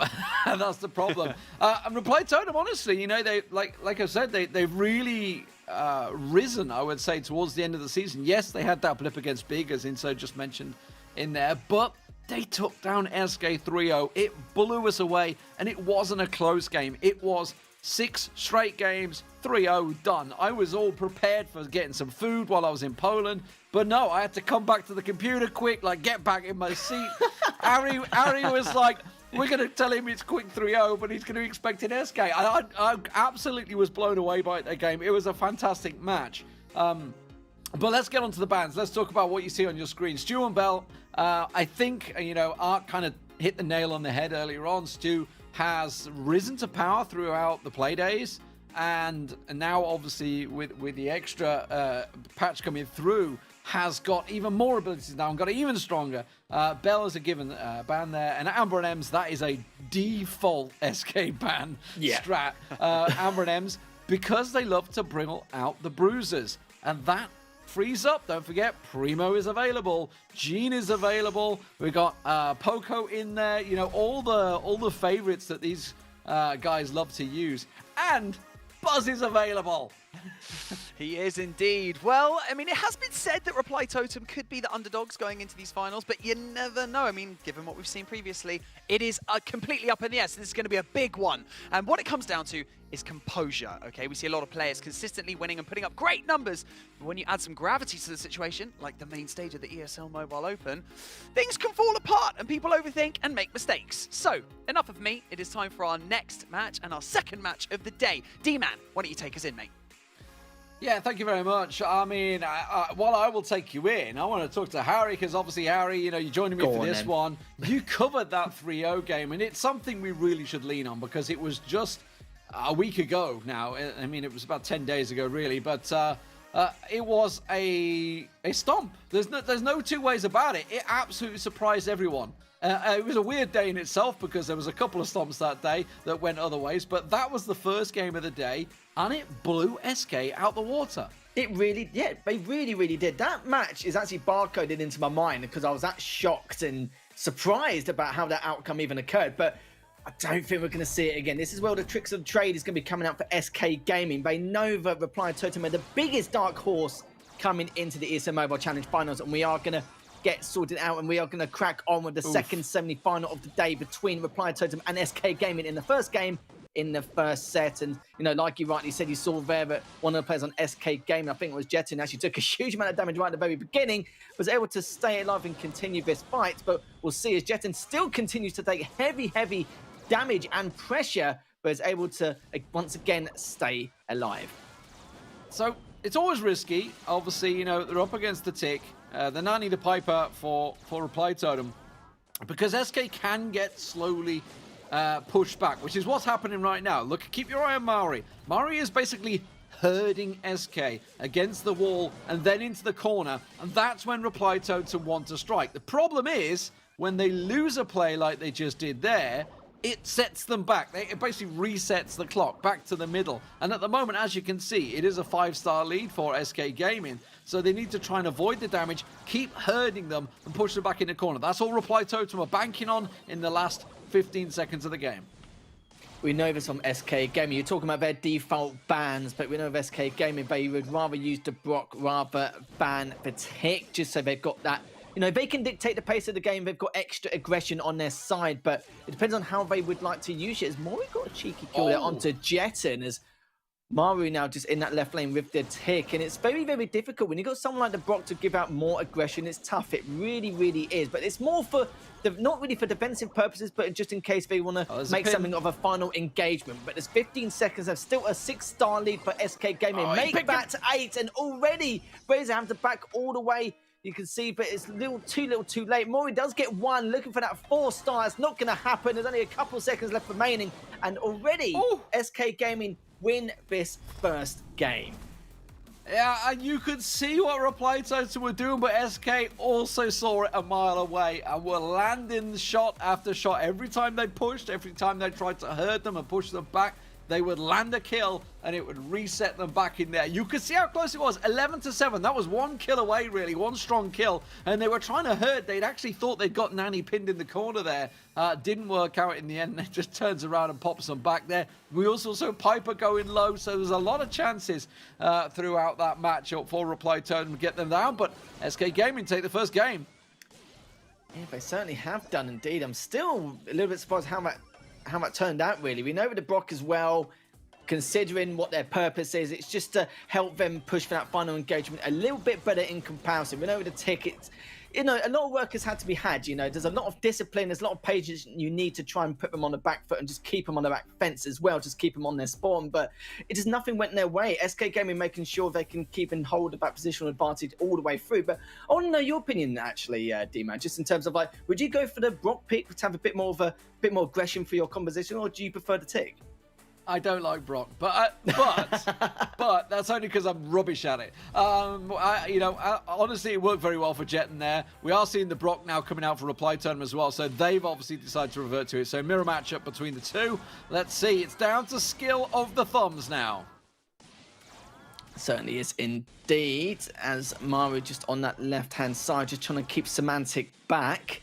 And look at this, so Maru's also made the exact change, also gone with the Brock as well. So maybe they're feeling they can not do a little bit better, but maybe they realised that the tick just was not working for them, or he didn't really get enough value out of the tick. I think it's probably one of the best or biggest talking points there. Skyrix taking down Mori, as you can see, just trying to do some damage onto Semantic, but Semantic just dodging and weaving here and there on that left-hand side, and Jetta now pushing up in the mid lane to see if he can inflict any more damage. They have actually out-damaged them in that last engagement, but they were way too far away to make that push. Perfectly understandable. And SK Gamer just sitting nicely on a 5-star lead.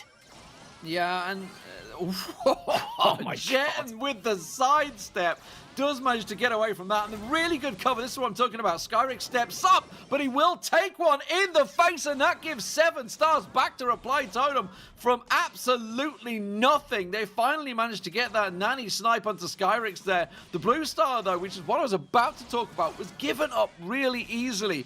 Jet managed to just walk down there. I was very surprised to see Reply Totem not defend it as strongly as I thought they would, but 30 seconds to go. This is wide open.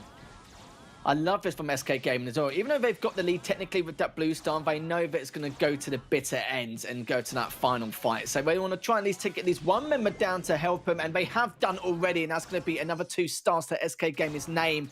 And Mori just trying to be extra careful. He does not want to lose those 4 stars. That's the last thing they need in order to put any pressure onto SK Gaming. But it looks like you can see just waiting for them to try and go forward, but it does take it down, but it doesn't matter here, D-Man, because they still got a blue star advantage. But once again, Jeton takes down Brazier just to put extra insurance in that final fight, and it looks like SK Gaming do get another win on their back. Yeah, set point for SK Gaming, but boy, that was a lot closer, no doubt about it. It was a passive start from Reply Totem. SK managed to collect themselves up to, I think it was 5 or maybe 7 points without reply, until Reply Totem finally got in there, got involved, and then suddenly it's the big one. They find Skyrix, get themselves the big 7-star stack, and it was the perfect start for them in the end. And yeah, it was definitely a slow start. Very interested to see how passive they gave, let Jeton walk in, because the blue star's right in the open, right? They're 3 long-range brawlers. You think that'd be the focus, but yeah, in the end, they managed to catch it out there finally. But then you just thought, okay, well, I mean, with the blue star, they knew they had to give it up. So I was very surprised to see, especially when that was basically the winning point for them, how easily he gave it the blue star. I'm going to keep my eye on that and start this one. Even Reply Totem, like, making that switch was huge from the tick to the block. It made, you know, absolute wonders, a world of difference. But you've got to remember, SK Gaming are the ones who instigated this kind of meta in terms of switching out that tick for the block in this matchup, on this map in particular. And so that means they've got more experience to work with, and they probably know how to counter it as well. I'm sure there's been lots of talks in terms of their scrim regiment and how they try and counter their own composition if, you know, one of the teams or their opponents does mimic the exact same thing, which they have done. So hopefully this early preparation will help them. As if you're just joining us, this is the second semi-final. SK Gaming are coming up 2-0 in this first set. Mori gets the first kill in this matchup, and already Reply Totem do have the blue star as well. So give him a lot of leeway here heading towards this third game. Semantic just trying to stay alive a tad, but also do inflict a little bit of damage, but he's going to have to try and recover. And we've got to be a bit weary of Maru here because he's looking for that opening to exploit. Yeah, Soida Bressa got to be careful as well. But Mari will find Skyrix once again. Does manage to pick him off there, so very even play. Obviously, both going for that wall breaker start as well. But this time, Reply Totem were way more aggressive in getting that blue star, and you can see how much it's benefited them. So it's really SK that's going to be on the back foot here. They have set point, but I tell you what, they're going to have to go for it here. But blue star given away cheaply by Soida Bressa there in the middle. Certainly have done indeed. Skyrix, though, gives SK Gaming a bit of help in hand to carve a path in this matchup. Only down by 3 stars, and remember, they do have that blue star as well. So even just taking down Mori will just definitely bag him the edge here in this potential final engagement. But Semantic just trying to find the initial damage onto one of these players, but they're just out of range or just dodging projectiles perfectly. But as I say that, Skyrix takes down Mori. That means they have that 2-star lead, and they can't really mess around here with any disadvantages in terms of positional, because now you can see that Reply Totem have to push all the way in. Skyrix takes a Maru. This is looking pretty bleak here for Reply Totem here, D-Man. Yeah, it's kind of fell apart. The wheels have come off, and they are going home right now. This is not great for them. 11-7, they have to push. It's not going to matter. They're just running into SK Gaming. A wall, a hail of bullets. And in the end, with the blue star for Reply Totem gifted away so cheaply, it all went SK Gaming's way after that. They're going to take the first set here. Yeah, it was really unlucky, I think, on a few of those situations. You saw that right lane. He just wanted to create an opening in many different ways. And when you're on the front line, you have to have so much caution pushing on forward. We saw Mori do it a number of occasions, but sadly got caught with his trousers down a couple of times, which was not what he wanted. And it was surprising, really, because SK Gaming were the ones who were behind in terms of star count. So really, they were just waiting to find that initial push. But end of the day, the push came to them, D-Man. So they were laughing at that point, thinking, well, do you know what? Thank you for giving us the edge so early on, considering the countdown had started. And they knew that we wouldn't have time to push up onto them because the Private didn't have enough time and would have the numbers disadvantage. So nicely done by SK Gaming. And I didn't expect it to be, it wasn't really one-sided, but I didn't expect it to be a 3-0 in the first set. Yeah, no. I can see what Reply Totem doing. They didn't want to give up the ground. They were trying to stand their ground as best they could, and they simply just got caught out, sniped. Shots landed. The bomb snuck through as well. So, you know, it all sort of just tailed off there. It does mean we're going over to Hot Potato next, which I gotta be honest is a strong map for SK Gaming in the past. Definitely one that they've done well on. Probably going to pull out the Rico here. Just to remind you guys at home in terms of bans, it is Stu and Bell banned out by Reply Totem, and Amber and M's pretty much standard ban for SK Gaming. On Hot Potato though, I mean, obviously going into the heist maps, it's really tricky. Obviously the patch of grass is almost like, it is literally funnels. 3 funneled clear lanes. I wonder if they're going to go for any wall breaking in there. Don't forget, Primo's out there. You know, we've seen them pulling out the Primos, the Franks, the Poco, etc. But I expect to see a Rico in there to start with. That's going to be like, where do they go from there? I think, if my memory serves me correct, we've seen Skyrix playing Surgeon here as well. Don't know whether he'll play him now, but we've definitely seen him doing it in the past. Now that you said that, he probably won't. Knowing your luck. Because it's quite short range. I think he has. As you know, some of the brawlers like Colette are normally and almost guaranteed to be in there. But it depends, really. It really is map dependent, but normally see at least one team rocking the Colette from time to time, which is perfectly understandable to do that initial damage, to play the more, not a passive game, but more of a patient discipline game, just not trying to, execute onto the save all in one go and just try and have done with it. So we'll have to see how things occurred, like ever since the patch, like before the patch, back last month. Remember that Colette was absolutely essential for both teams, no matter what circumstances it would be for the compositions. But nowadays, things have changed up a little bit. It's a little more of an aggressive approach rather than just relying on Colette's super on a number of occasions, just due to the fact that you can get her super very quickly and also use it quite efficiently as well. So we are going to go into the first game of set number 2 in this series. If you're just joining us, SK Gaming are coming up 1-0. This is the second semi-final, and believe it or not, both of them have the Colettes, and like you rightly said, the Primos and a Rico on the side for Jetton has come out to play. Yeah, and is it the BB? Which was on there, down there. But either way, Semantic and Maru, look at this. As I was talking about the channels, I actually expected Jetton to be on the Rico in the middle there, but it doesn't matter. It makes it work. Inco's Soy de Bressa gets the damage down. Maru also making it work as well. And now Semantic with the punches in bunches. In the end, Skyrix will come to save the day. But I tell you what, it's Reply Totem being the aggressor. That was a very strong start here. Maru's now jumped onto Jet, and that was fantastic execution there. He was waiting for that for a good while on that left-hand side, but we'll be taking on Semantic. This could be quite quick considering how the circumstances approach, but it looks like Jetton and Skyrix have been able to stabilize these things going in, and now attacking towards there. So they've not been able to do a huge amount, but the main thing is they're able to stabilize control. I haven't got full map control as of yet, but they will do now as Jetton's taking down Maru. Mori and Brazier has to wait on the back foot in that center lane. Has taken a lot of damage, but at the same time was able to tickle the safe a little bit more. And SK Gaming is still behind a little bit with this base trade. It's a base trade, and it's going to go surely for the Reply Totem's way. Yes, it will. I was questioning the Edgar pick at the start there that Maru pulled out, but it absolutely worked. And Reply Totem catch SK Gaming napping.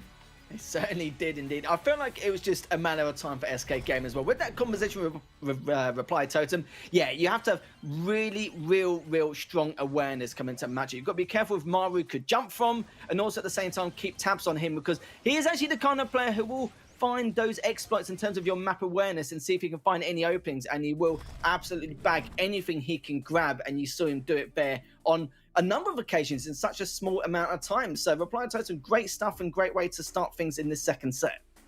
I mean, absolutely brilliant lead by whoever it would be, whether it be the coach for Reply or whether the players had already figured it out. But if we know that on Hot Potato, SK Gaming are going to bring out the Rico, it can get countered. And you know what? It worked out very well at the moment. So the Edgar pick were very good. I'm very interested to see what SK Gaming are going to do to adapt to this. Honestly, they're a team that have shown in the past that they can flex any sort of brawler comp that they please and make it work. So I'm very interested to see how they're going to adapt now coming into this second game. Yeah, I do as well. Like, are they going to have a counter composition? Are they going to stick with the exact same, assuming that Reply Totem just using that one comp as a one-off to kind of, you know, get off the ground to a good start? Because that's what they have done. But this is where all the mind games with these comp changes come in, and it's very difficult to comprehend what they could be thinking. So let's have a look anyway, going into the second game of the second set to see what they change. And, okay, so Mario comes out with a Rico of his own. So you're going to say that normality is restored, you could say, to Demon, but already Semantic pushing to put an early pressure, but Mario keeping him back. Razor trying to keep him back as well, but Skyrix does do a sprinkle of damage onto the safe in the meantime. The mirror comp, yeah. The problem is that, so Maru is basically putting the damage onto SK's safe. Jet's doing the same with the Rico, so they're kind of back and forward. We're going to see Soy Debressa getting it down. That should even things up pretty close now as Semantic and Maru will go for it in the middle. We're going to have a full-on base trade going on here. Semantic's pushing in. Semantic gets Maru down as well. We can see there's free damage on both safes at the moment. This is going to be a simple base trade race. It should be SK coming out on top. They have all the players here. And a very quick game in the mirror comp goes SK's way. Well, that's definitely a way to answer back. That was just ridiculous. And that was a mirror matchup, like you said. So it's all going to come down to not just strategy, but fundamentals and mechanics to see who can bear off each other. But I will say that SK Gaming came in hot. They were very, very aggressive in that left lane and tried to recover straight after Skyrix getting that early damage on. But by then you saw Mario was, of course, you know, trying to do the exact same, just trying to go for that base trade as well. But, you know, SK Gaming had way, way, way too much DPS to deal with. And they're going to take that 3v2 like nobody's business to make sure to not only take them down, but also with the lack of ammunition you start with on the spawn, they can just put their prime focus on the safe rather than their opponents. And this is my favorite part of Brawl Stars. We're obviously in a best of 5 sets as well as best of 5 games. So they need obviously 3 for the set. So now the mind games kick in. This is like, do we go with the same? Will they go with the same? Should we change and counter? I mean, we already saw it was 2 base trades effectively already. So I love this part of it. Like, do they go back to the Edgar Reply Totem? You know, it worked for them in the first game, but will SK be thinking the same, thinking they're going to go back to the Edgar and we're going to pull something else out? I love this aspect of it, the mind games. I did manage to get into a lot of the players and the coaches' brains while off interview while I was talking about this, and they're always sort of like, oh, I don't know, sometimes we love to change, sometimes you got to keep it the same. Well, we do see the Edgar coming back out for Reply Totem, and we see the Rico. So we're back to game number 1 that Reply Totem picked up. Let's see if SK can play it any better, because they've started off strong well. Well, there's your answer there. Mario has brought it out for you, as now is continuing to pile on a huge amount of pressure in that right lane, and he's not even overstaying his welcome either, but Semantic's already done a huge amount onto the safe down below, down south. And is he going to be able to continue it? Yep, he's going to prioritize the safe over the damage under Brazier, which is perfectly understandable. And you knew that that trade would not have been worth it at all, just due to the fact that he has to rejoin with the rest of the pack in terms of his team and be able to contribute anything else afterwards. So as you can see, the entire team of SK Gaming are in sync, are pushing in accordingly. And look at this, Demon, already down to 15%, down to 11 now. Brazier is able to save today, as well as Maru, a bit of damage to support. But how long can this last here? Well, it ain't over till it's over. We've seen some big comebacks, but as soon as Skyrix gets in the middle, he can hit that super, and 11% is nothing to the Colette super. So this time, SK Gaming do pull it off. Semantic around the back there, getting punches in bunches on the safe, making it work out for him. So just adjusting their playstyle, really. You know, maybe SK's from their point of view, they've said, you know what? If they do bring it out, we know what to expect. You know, the Edgar did do a lot of damage at the start. Got, I think, 2 kills right off the bat. But it was simply that Semantic just got left alone on the safe. Yeah, he certainly did indeed. And you're right, though. They needed a game plan. They had to make sure that if they did come in hot right from the get-go, of course, with that brawler, then yeah, that's where it's going to be trouble. So SK Gaming decided to not only come out in sync towards their own safe, but also at the same time, when they were on the aggressive to make sure to take down Reply Totem safe, they made sure not only to do it in sync or not hesitate, but at the same time, they had to make sure to overextend consistently to make sure someone's on their safe at all times to give him so much trouble. Because at the end of the day, having a Primo on safe is going to be a lot better in comparison compared to the DPS he can deal with. And of course, every single time someone's on the respawn, there's not going to be enough DPS from the get-go on the respawn to take him out. And he's going to recover a little bit of health each and every single time. So I do like that counter-attack. Is definitely something we not expected. We thought maybe they'll be on the defense a lot more and having to really dissect exactly how they can push on forward into the center and go on to Reply Totem safe. But no, completely different from what we expected. Yeah, I mean, the opening engagement is everything. It's absolutely everything. If they go with the same comps, it's all about the first fight, because from Reply Totem's point of view, I just missed what they got. Okay, they have switched it up. Okay. Is that a golden Nita? It is, isn't it? It's a Nita in there. Yeah, golden Nita. So they've gone with a Nita. So double Primo, of course. And actually, they've switched away the Colette. So double Rico. Very interesting that Solid Depressors chose to switch away into a Nita from the Rico. Very interesting change. Let's see if it pays off for them, because, well, Skyrix is living away with 8 hit points there. And Maru trying to push it versus Jetten. It's a full-on Rico battle, and when you get caught in the corner against the wall, Jetten will come out on top, and that allows Skyrix to set off on the high safe.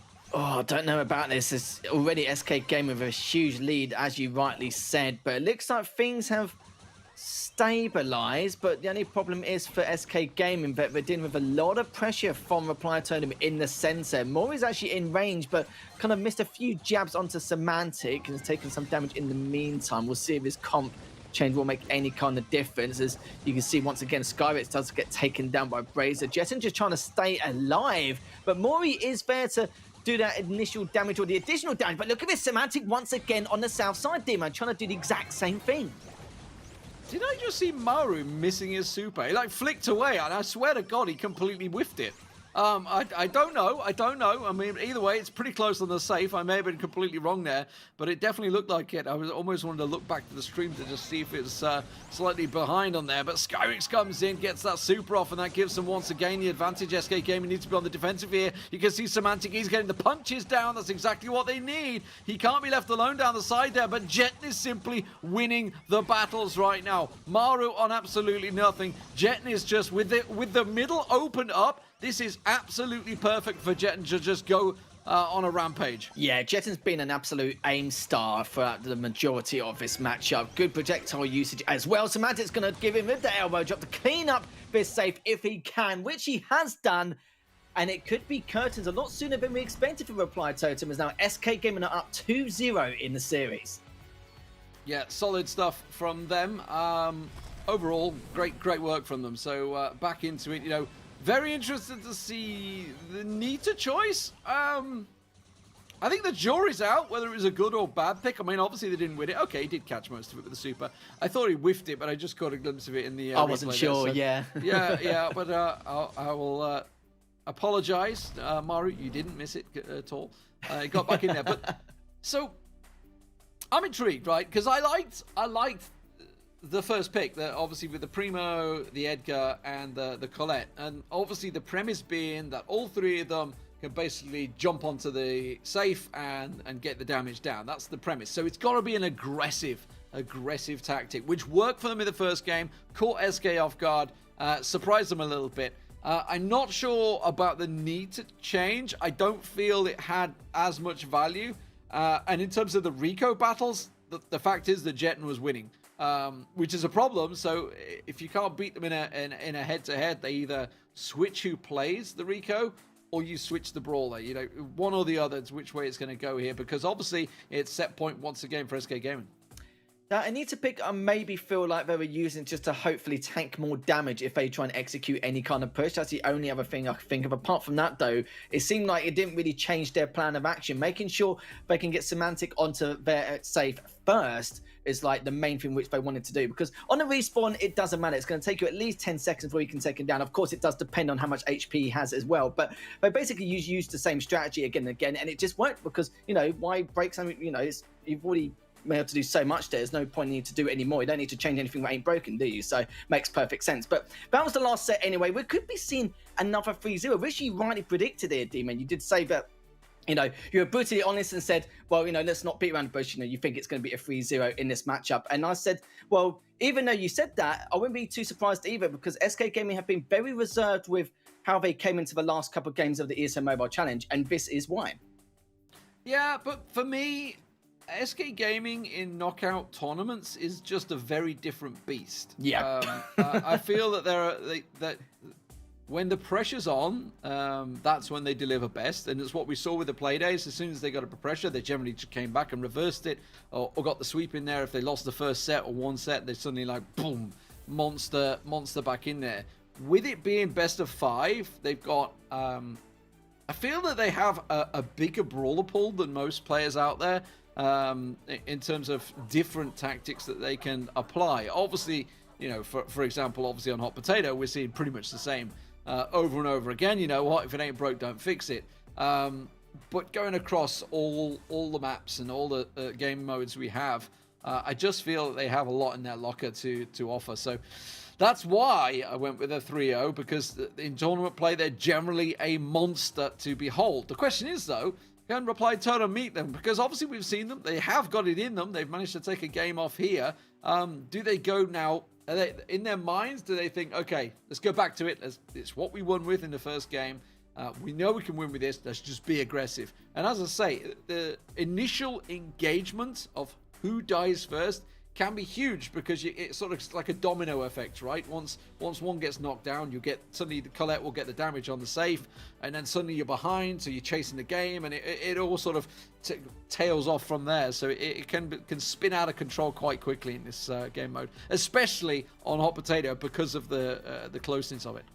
It's like you said, the domino effect. That's the whole point of trading. If they're not going to trade, then that is going to happen. And that's when you're going to lose all map control and things will go from bad to worse. We've seen it time and time again. But I will say this, for SK Gaming, one of their key factors to why they've been, you know, one of the dominant teams in this region is just due to adaptation. We've seen it time and time again. And again, that last set was just a clear example of it. Just able to adapt to whatever brawler they bring out, like the Edgar as well. When they brought out the second time around, they were just like, well, we just have to change our style. We'll use the exact same comp, but we'll just have a lot more of an aggressive approach and just overextend when required in order to force out a base trade. If they go for the base trade, well, good luck on that, because you're not going to have the DPS to follow through with it. We will, and we'll take every 3v2 engagement you basically throw at us, which makes perfect sense. And they're going to have to do this again, and this is why I'm a little bit worried. And that's why I was talking about your prediction earlier, because I think you could be spot on by the from what we've seen so far in terms of these first 2 sets. You're backing out of your one now. You're backing out of your prediction. A little bit. I'm not going to lie to you. The reason why I said 3-1 is because if it goes to Siege in the 4th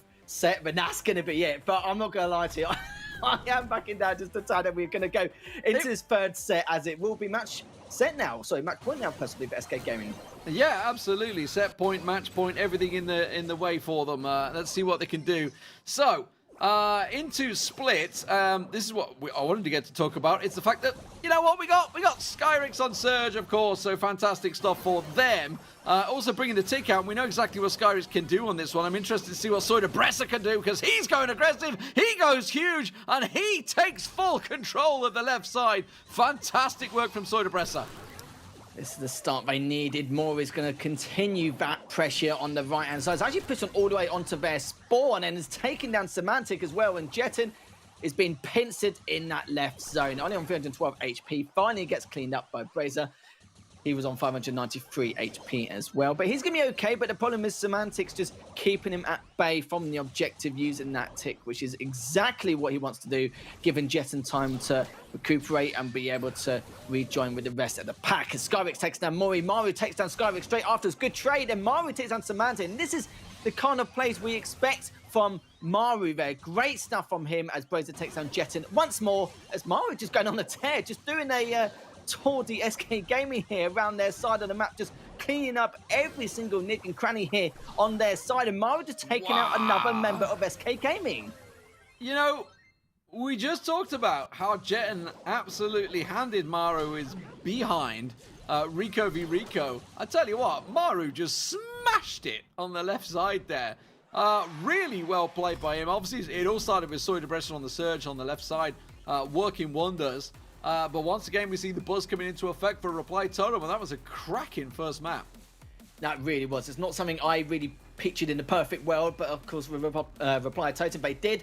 And I always say this about Maru and Mori. They are the kind of guys where you have to be extremely cautious about their whereabouts in terms of their map awareness, because if you don't catch him or know the exact location or haven't got enough information on where your opponents could be, this is the sort of kind of bits and pieces that could happen. But Maru just went on an absolute tear. You give him minutes, he will definitely take a mile. And Skyrix, you saw there, did a great job with the surge as well on a few areas, but it's very tough. And Semantic, you saw as well with the tick, just trying to keep him out of the objective as much as he can, well, as much as he brutally can, whilst getting a couple of members of SK Gaming on his team to kind of recuperate and readjust on the respawn. But it was just very tough. So it does look like a comp change will be required coming to this next game. Yeah, we'll probably see the tick change. Like, I like the theory behind the tick is obviously they want to be a thrower, they want to keep you at arm's length, try and keep you away. But unfortunately, Reply Totem were not in that mood. They were in your face, going to push you all the way, and it kind of worked out for them. Obviously, with Soy Depressor winning the 2v1 to start with on the surge on the left side was a massive help. And once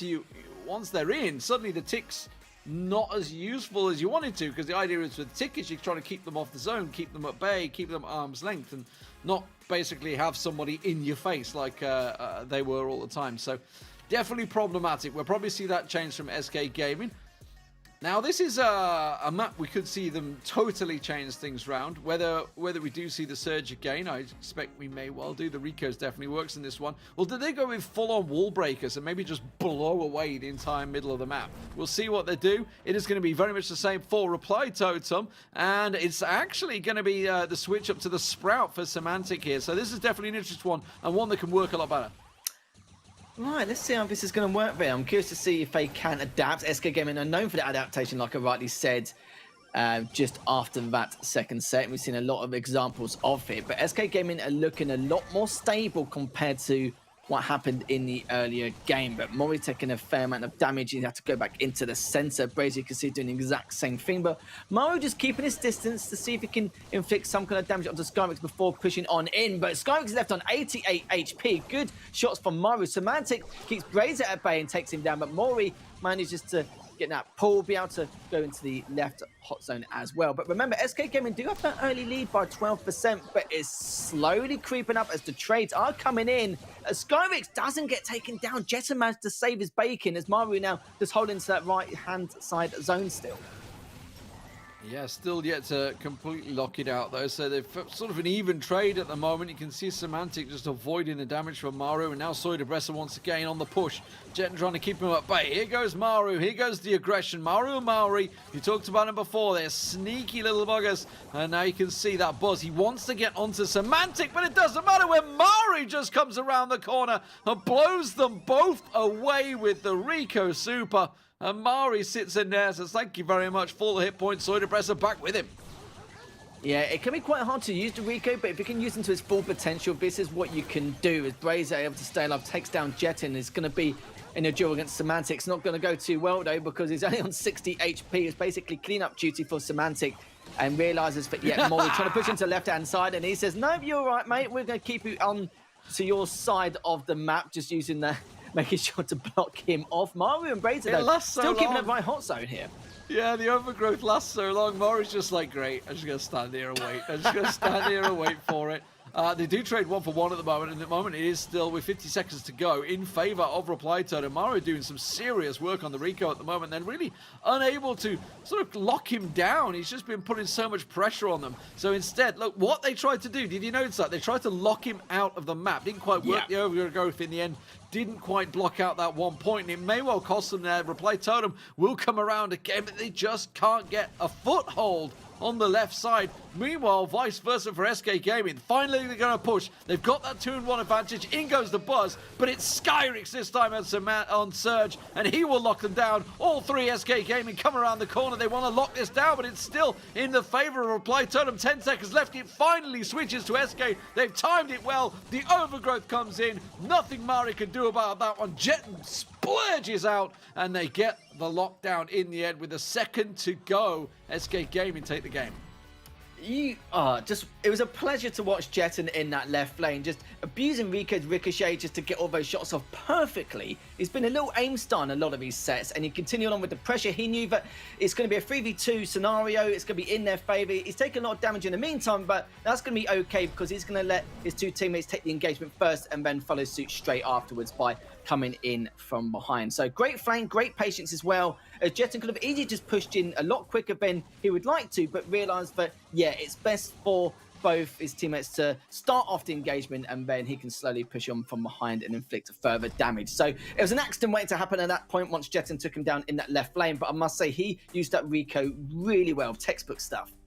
Yeah, very interesting setup from both teams. Really liking what both brought to it, because honestly, that was just a high-skilled game that could have gone either way. You know, both teams had their moments. Obviously, where, you know, Reply Totem were 80-odd% before, way before SK were, when they were still down at 60%. So certainly, it's just a case of maybe executing it slightly better. I don't know whether they're even going to try and change the comps here. They may try and stay the same.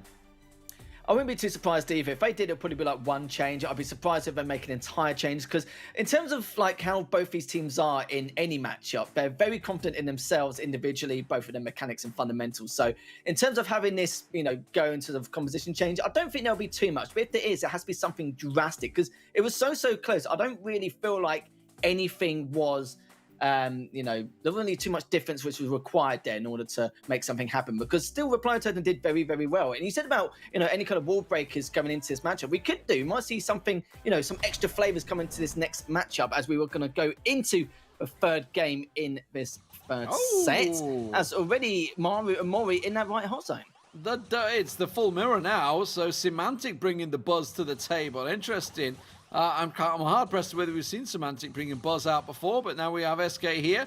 Maru going to have a little look around, but look at Semantic. He's trying to sneak around the side. Skyrix goes in, but it's going to be Buzz on Buzz action, and Semantic will lose this time out because Maru was the one that managed to catch the grab. Yeah, he saw that as well. Jetton was tempted to push, but he was just out of range again, using his Rico to the best of his ability. Keeps Brazier back, doesn't take him down, but does enough to add on a huge amount of pressure. Jetton just going to chill in that zone for now. And Semantic just still keeping Brazier at bay. He's gone back into that left lane, but Mori, though, and Maru just still in that right hot zone, just making sure they can keep that objective. And Jetton's still doing the exact same thing, but it's going to be a little bit of a helping hand as Semantic takes down one, but Mori does get a very important trade as, look at that. Mori came in just in the nick of time, to save Maru's backside. Brazen's in the left zone as well. And this is where Reply Totem can extend their lead.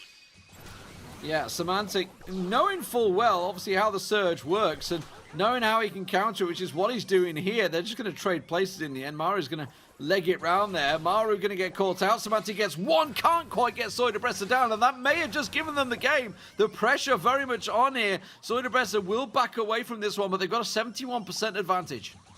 You got to remember as well, there's still 1 minute 20 left, so they've got plenty of time. They don't need to rush anything, but just take it in strides, take it in their favor, and then go for it. But Maru and Mori, look at them. They're very tempted to push on up even further, get that 2v1 scenario onto Skyrix. But Skyrix realizes there's a lot going on here, and this is where they've got to prioritize who and what they want to take down first.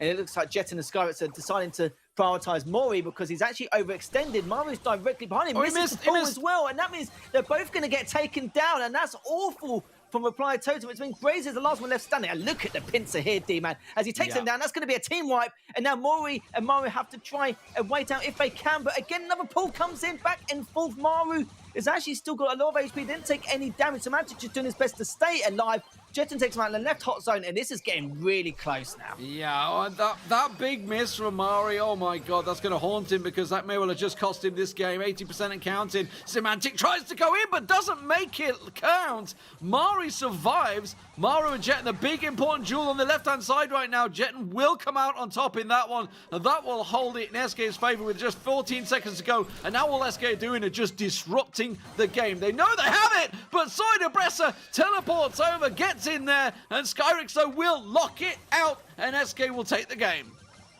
Who would have thought it? Some, a couple of major mistakes and a few minor ones just added to the list, which is not something you'd like to see. But I can understand why Reply Totem was that aggressive and overextended, but to add on extra pressure. We know what they like. They like to suffocate their opponents, not just add a few sprinkles of pressure here and there. And they absolutely done it down to a T because SK Gaming were able to counter that. And I talked about it as well. I said, they need to prioritize who they want to take down first. And instantly, they were like, right, let's focus on Maru. He's overextended. He's way too spread out. Let's try and get a 2v1 on him, a 2v1 on Maru straight afterwards. And they did exactly that, which now means, D-Man, it's going to be match points for SK Gaming. If they win this, they'll be going to the winners bracket final. Yeah, and facing off against Clash, both teams expected to face each other in that matchup, so they've been preparing for it. It's going to be a spicy one, no doubt about it. But let's focus on this one. Can Reply Totem dig themselves out of the deep hole they now face themselves in? The buzz gets turned and used against them.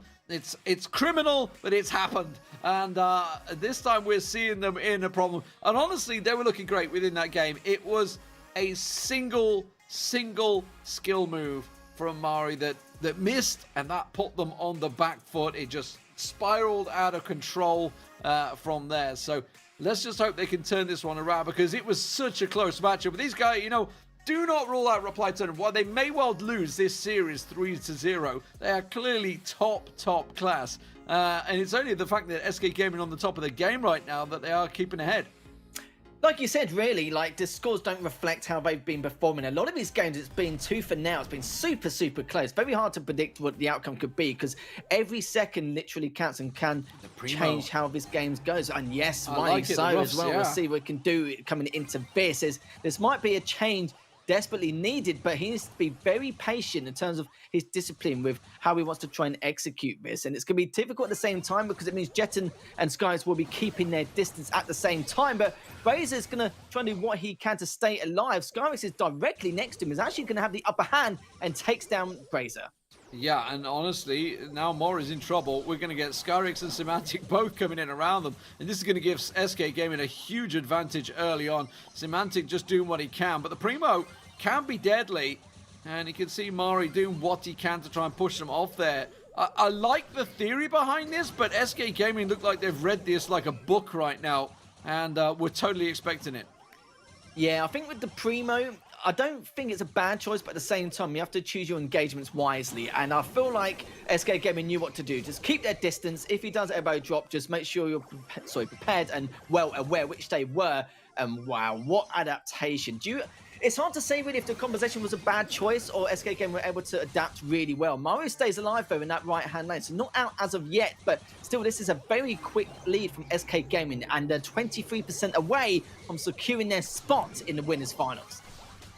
Yeah, Soiderbresser looked like he kind of accepted his fate there, and I think they realized they'd lost it. Yeah, just standing around waiting. Not really going too much for this one, realizing it's probably not going to happen. Tries to chase down Jet, and then in comes Semantic to save his bacon. They do finally flush out the right side, but I think it's all a little too late, isn't it? 92% and counting. Let's see what they can do. Jetton's the last man standing at the moment in the defensive side. Skyrix comes back in and immediately takes down Maru. And Mari, with Jetton very much in his face, he's going to use those sandbags to his full ability, but it doesn't matter. Jetton will move in, close out the game, and SK Gaming will take it 3-0 and move on to that big upper bracket final versus Clash.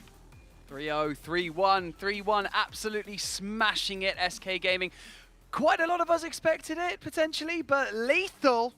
Dude, what happened to the team? Was it a lackluster performance from Reply Totem or just overbearing skill from SK Gaming? We saw a lot more of Reply Totem's style, I think, towards the later games or the later sets, I feel like. But the problem is, SK Gaming's adaptation is so strong, and even with that last composition, it kind of shows that Reply Totem more than happy to take huge risk coming into this. But a little bit of a shame, did not go their way. They did try, but it doesn't really matter. You've got to remember, it's a double elimination bracket. They can still find their way in the elimination bracket side, so still not all hope is lost for them yet.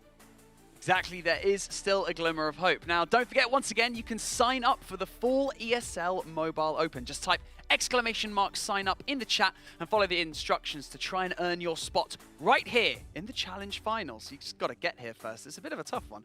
But we're going to be right back in the lower bracket, and there'll be one team sent packing. Don't go anywhere.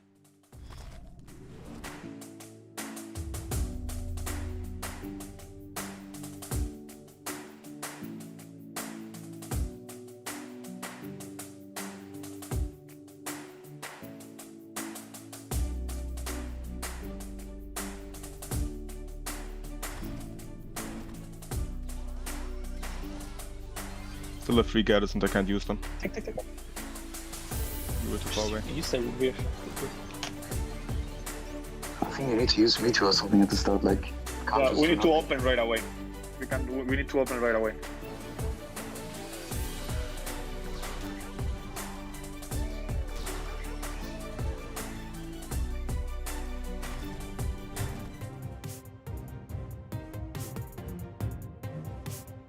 At its core, Brawl Stars is a simple game with 2 joysticks for movement and 2 buttons for your abilities. But there is a huge layer of depth beneath the surface, especially when it comes to competitive. With so many variables to consider, let's talk about star powers and gadgets. Which ones can we expect teams to utilize most throughout the ESL Mobile Open, and what tips and tricks can you use to improve your game?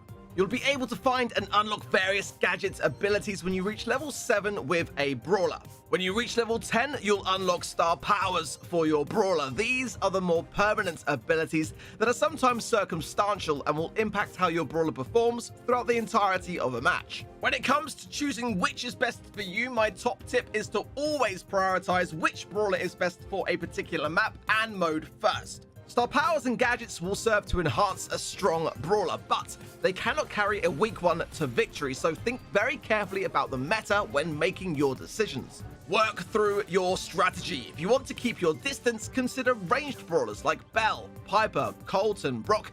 If brute force is what you need, tanks like Bull, El Primo, and Frank are perfect, especially when combined with the Poco or Byron for a heal-heavy trio. Throwers are pretty key for control, so if that's your flavor for the day, well, you really can't go wrong with a good Sprout, Tick, or Barley. Once you're happy that your comp makes sense with the map, carefully consider the game mode or objective, and in particular, what quality will lend itself best to enhancing your strategy. Your individual preference here is definitely an important one, but also think about how it could help serve your team as well. To apply pressure in Gem Grab, Brawl Ball, or Siege, perhaps aggression is the most important thing to you. If so, you can consider the following gadgets and star power pairings. For Stu, Speed Zone plus Zero Drag is a really speedy combo. With Tara, support from Beyond and Black Portal will help seek out the opposition, while Transplant with Overgrowth for Sprout utilizes a strong defense with control. If healing and survivability is more of a priority to your objective in game modes like Hot Zone, Heist, and Bounty, it could be worth trying out some of the following combos. Jean with Lamp, Blowout, and Magic Puffs is built to support, and is an ideal gem carrier. Tick with Last Hurrah and Well Oil provides some second chances, and Barley with Herbal Tonic and Extra Noxus will help your team maintain control and heal simultaneously. Whatever your playstyle, there's always a great way to enhance it with the right combination of star powers and gadgets, so give some of those ideas a go. Thanks for watching this second episode of the DHL Pro Tips, and don't miss out on any of the Brawl Stars action throughout the ESL Mobile Open.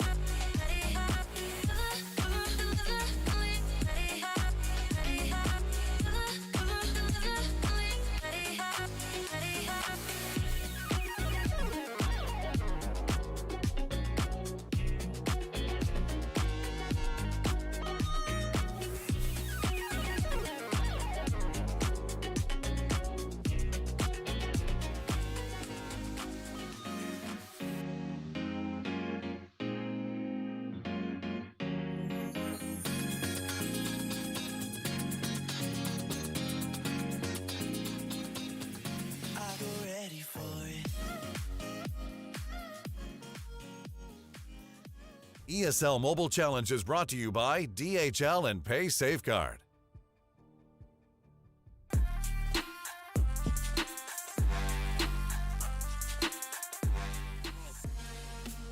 And there you have it. Our two upper bracket teams have advanced to tomorrow. So that leaves us with one match left for today. This is where the tension's heightened because these teams are going to be fighting to remain in the finals now. And also, I'd love to welcome back someone to the studio. It's Ark.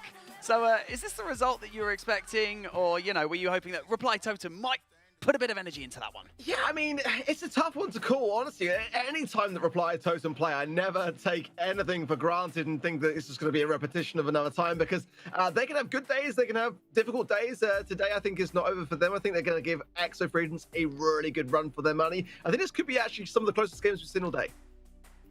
And once again, we are going to have a quick look at the bracket to keep you all updated at home. So if you're just tuning in now, firstly, where have you been? Secondly, this next match is going to bring our finalists down to 3. So who have you got for our lower bracket semi-final, D-Man? What are you thinking? It's going to be a tight one. Reply to. I love the fact that he says it's going to be the closest game all day. We've had 2 3-hour blowouts. It's like, no kidding. Pretty much a given. But yeah, I think Reply Totem, honestly, judging by the way that both have played today, EXO had some pretty damn close games with Clash, in fairness, but Reply Totem looked very good against SK. My worry is they don't adapt very well. I feel that you could say the same for both of these teams. Neither adapt very well. And when we get to the bans, there's also something I want to talk about for EXO. Okay. So what I think is that Reply Totem, basically, if they bring their A game, they can kind of beat anyone. And then with free agents, they're pretty strong throughout. So let's just basically how Reply Totem going to respond to how they played against SK Gaming. But we're going to have a quick look at the rosters for our next 2 teams going up. A slow start for both of them today. So if there's any time to turn up the heat, it is now. Ark, talk me through this Reply Totem team. You know, who needs to step up their game? I gotta say, I was really impressed, especially loved the buzz coming into splits as we just saw against SK, and that's where, you know, players like Maori and Mari really came into their own. Solid Bracer, again, is a very, very aggressive player. Back when Carl was a bit stronger in the meta, would go to town with that particular brawler. Honestly, I really like their play style. I think they've got everything down really, really nicely, and they like to take teams by surprise as well with brawlers like, you know, Penny, which I don't think is the strongest in terms of the meta, but ultimately, you know, a lot of those kind of like shot picks are not prepared for by other teams in their scrims. So I like the strategy by trying to throw teams off their game in that respect. Okay, and we're going to switch on over to the roster of not SK Gaming, what am I talking about? Of EXO Free Agents, there we go. So, proving their worth, you know, coming into this lower bracket final, what do you reckon, D-Man? Who's going to have to step it up? All of them, honestly. You know, they all had a few shining moments against Clash. But I feel like they all need to raise their game if they want to basically come back at the likes of Clash or SK, you know, whoever their opponents may be, if they were to win this game. Definitely, I would say the bans will favor them, as I say, when we get to that, which is something that will work well for this team specifically, which is why I think this could well go the full distance. Right, so we're going to have a quick look at the bans. I'm going to get a D-Man's point of view on this. But, you know, also, you know the score. Lose this match and you are out. So it's all down to this. Right, check out the bans. Ark, what are you thinking? I'm thinking Battle's pretty smart to get out of the mix straight away. Again, another brawler which a lot of teams cater towards and would like to play. And a lot of these maps are quite open-spaced as well. So a solid choice on that side. Sprout as well feels a bit to me like possibly a bit of a targeted ban. Maybe it's not really a brawler which they tend to play too much themselves, and one which, when we saw Clash bring out the Sprout card in the pocket, kind of give them some problems. El Primo for me, yeah, pretty normal to get that brawler out of the way, just to kind of eradicate any kind of unpredictability as far as that tank is concerned. But yeah, I like what I'm seeing. It's going to leave the doors open to a lot of opportunity though for brawlers like Stu, for brawlers like Gene as well. So definitely, I think this could be, yeah, and their brawlers that ESL Free Agents like to play as well. So I like the bans, and yeah, big factors there in the ones that are still available. Yeah, man, I'm assuming that you feel the same, yeah? Exactly, hit the nail on the head. Sunbentley on Gene, that's kind of like the brawler that he's played sort of most predominantly, I would say, in the fact that obviously Clash banned that one away. for a reason. They took away their main source and pulled it away. Yes, it's a common ban for Clash, but the fact is that they targeted that ban as well, specifically to say, we know that a lot of teams rely on this brawler, so therefore we will take it away because we know how to play around it. Now, obviously, with that being available, yes, it suits, obviously, Reply Tournament as well, but I feel that EXO Free Agents, it's a brawler that they kind of almost fit their comps around. Well, like I haven't hyped it up enough already, one of these next two teams is going to be going home. The stakes are high, and so is my blood pressure right now. So I'm going to get it started. Ark, take us into the lower bracket semi-final, please. Have a little chat. Oh, I thank you very much, Banks. I'm super excited. I mean, looking through the maps as well and your parallel plays, it's going to be an interesting one. Sprout's a really, really strong brawler here for me as well. So to take that brawler out of the side lane could be quite a determining factor. Bell would have been a great mid here, I feel, as well. Either way you look at it, I think that the bans are going to play a big factor here, and kind of it's going to come down to which team are the most prepared for all eventualities, really. Absolutely, as you mentioned, obviously starting things off on parallel plays, it is it's a tough map. It's a tough map. There's no doubt about it. But it is a map that I recall EXO playing very well in the past. The question is, can they rekindle that fire effectively? Obviously, Sun Bentley in there instead of Ryoshi like he was at the start of the season. Definitely has been... they've had their ups and downs. There's no doubt about it. Obviously, we saw them the other day playing in a tournament. They bombed. They absolutely played terrible. You know, and this is a team that I feel that sometimes when they're down like that, when they've just had a bit of a 3-0 whooping, they're a team that will come back. They're a team that will come back alive. The question is, and that's really the mental thing for both of these teams. They're coming into this. Both have been 3-0'd. So both are on the back foot. Both are going to be really wanting to appease themselves. And this first game in this first set could be critical for the mental stability of the team. Yeah, I agree. I feel like, yeah, we had some variants. I think it's been relatively close a lot. And I would say that, you know, if we had to put two teams together which have had that kind of same idea of glimmers of hope that were really explosive and really, really positive in terms of the way they were played, it didn't go the full length and the full distance. And I think that now that we're putting those two teams together, it's going to be quite exciting. I feel like with the bans in play, I feel like Stu's kind of a must in parallel plays. I feel also like Gene Lane could work out quite well. And again, like you say, Sun was playing a lot of Piper earlier today and a lot of others that weren't kind of working out, but this could be his moment to shine on that particular brawler. Jessie will be a good pick for me as well with regards to her defensive abilities. Amber, I'm not opposed to. I actually quite like Amber as well, but I feel like those three will probably be the go-tos or something different, something out there. Again, I love to see how Buzz is making an impact today. I don't know whether this is the place for him, but I'm definitely looking out for any changes and shifts with the introductions of gadgets that we've seen coming recently into the meta.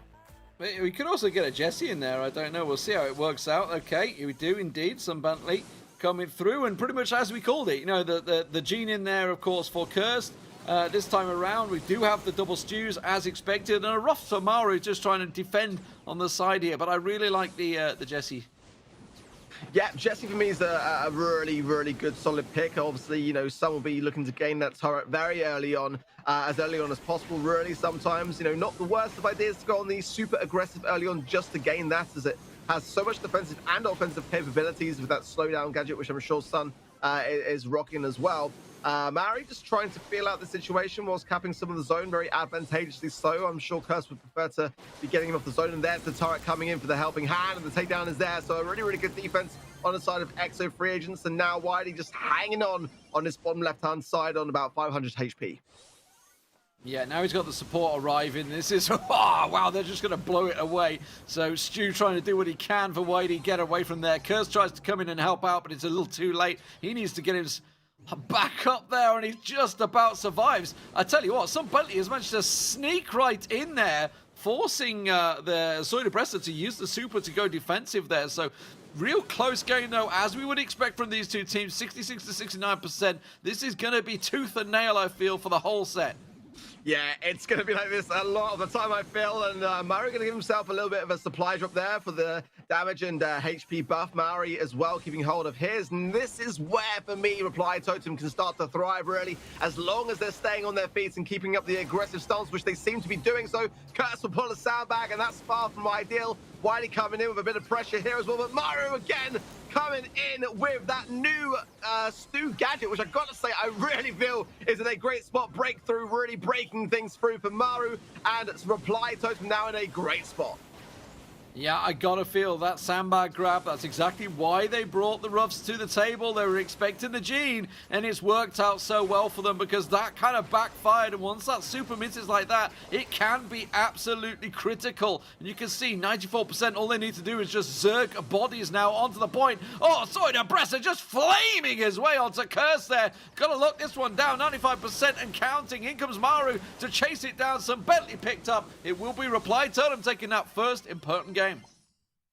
Just seems like over time, Reply Totem just really utilized the Ruffs pick, and that's the thing, that's the threat really there, especially in a game like Hot Zone, where in parallel plays towards the end, you really want to be able to go on the aggressive and cap a really difficult zone on that defensive side on the spawn side. So I like the strategy for sure, and I wonder whether that Ruffs will be enough of an idea to can have taken into consideration for the next game for exit free agents. I did like their comp, but it definitely felt to me like Reply Totem kind of anticipated some of it coming. Yeah, we may even see them just simply switching brawlers. I mean, some Bentley could go on to Gene, and we maybe see Kirsten on the Jesse. I don't know. I mean, obviously, it's a case of who fancies themselves on the brawler on the day, I guess, in terms of team composition. It can sometimes be awkward in terms of teams to say, hey, maybe I should play that one. I'm that guy. I should play that one, maybe. You're not doing so well. I'll play it. You do this. Yeah, it can be awkward conversations in teams, and that's where you see, obviously, teams rise and fall effectively in terms of players being on the defensive. It's always hard. These are things that you guys at home watching don't see, right? You just see the in-game skill. You don't understand what's going on with the team composition. This is how you oil the machine effectively. And one thing you cannot be as a pro player is, yes, you can bring your ego to the table, but do not be defensive.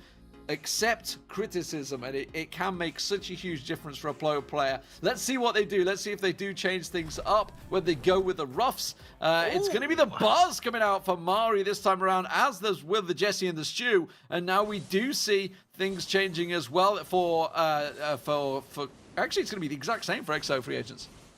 Yeah, I mean, I was interested to see whether we would see Buzz here. I'm kind of curious to see how Mari is going to go into this one for sure. Looks to me as well running Eye Sharp and not Turf a Torpedo, which would mean like a less stun, but a greater radius in order to gain that super. And again, Reply Totem have been putting this brawler to such good use recently, and I think, in my opinion, a team which have gone to play Buzz on many more occasions than others. So looking to see him connect a lot with that, as Wiley already in a really good spot though.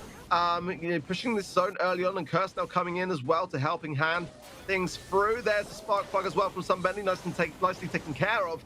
And all three members of XF Regions are going to benefit well from the magic puffs to get quickly back into the mix. So Soderbressa, if you notice, he uses Wall Breaker down the bottom there to actually break the wall on their own point effectively, to just prevent EXO of Whitey that was down there from basically just clinging on around the back of it. So making use of that already. Maru in a bit of a duel.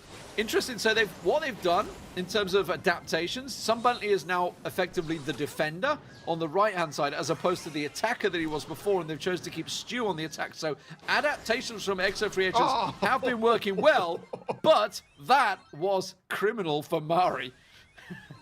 Absolutely disgusting, and this is the thing that I really worry about, because it's for the side of it's a good free pull. agents. Yeah, I mean, Mari though is able to stay alive and just cap that zone despite the spark plug connected. The slowdown was there, but he still stayed standing. Every moment counts. But now Whitey, Sun, and Kirst all pushing this bottom left-hand side, and if they can hunker down here, gonna take down the Mari. That's the first stage. If Whitey can stay on his feet, Gasser Hill not enough to keep him in the mix. Sun Bentley is also going to get taken down, and this is the chance now for Reply Totem to bring Mari as well, getting quickly back onto the zone as the helping hand there, and that's a really advantageous thing. So back and forth and so close. Yeah, very close. You can see just 2% between the two at the moment. And you can see EXO are actually on the retreat. They're backing up, and it's bought time for Mari to get the respawn back in now. Mari will get picked off, but now Mari's on the point, and this is dangerous for them. They've got to get close enough. Does work out 85%. It gives them that small percentage advantage they were looking for, and now they just need to zerg the respawns. 20%, 20 seconds to go.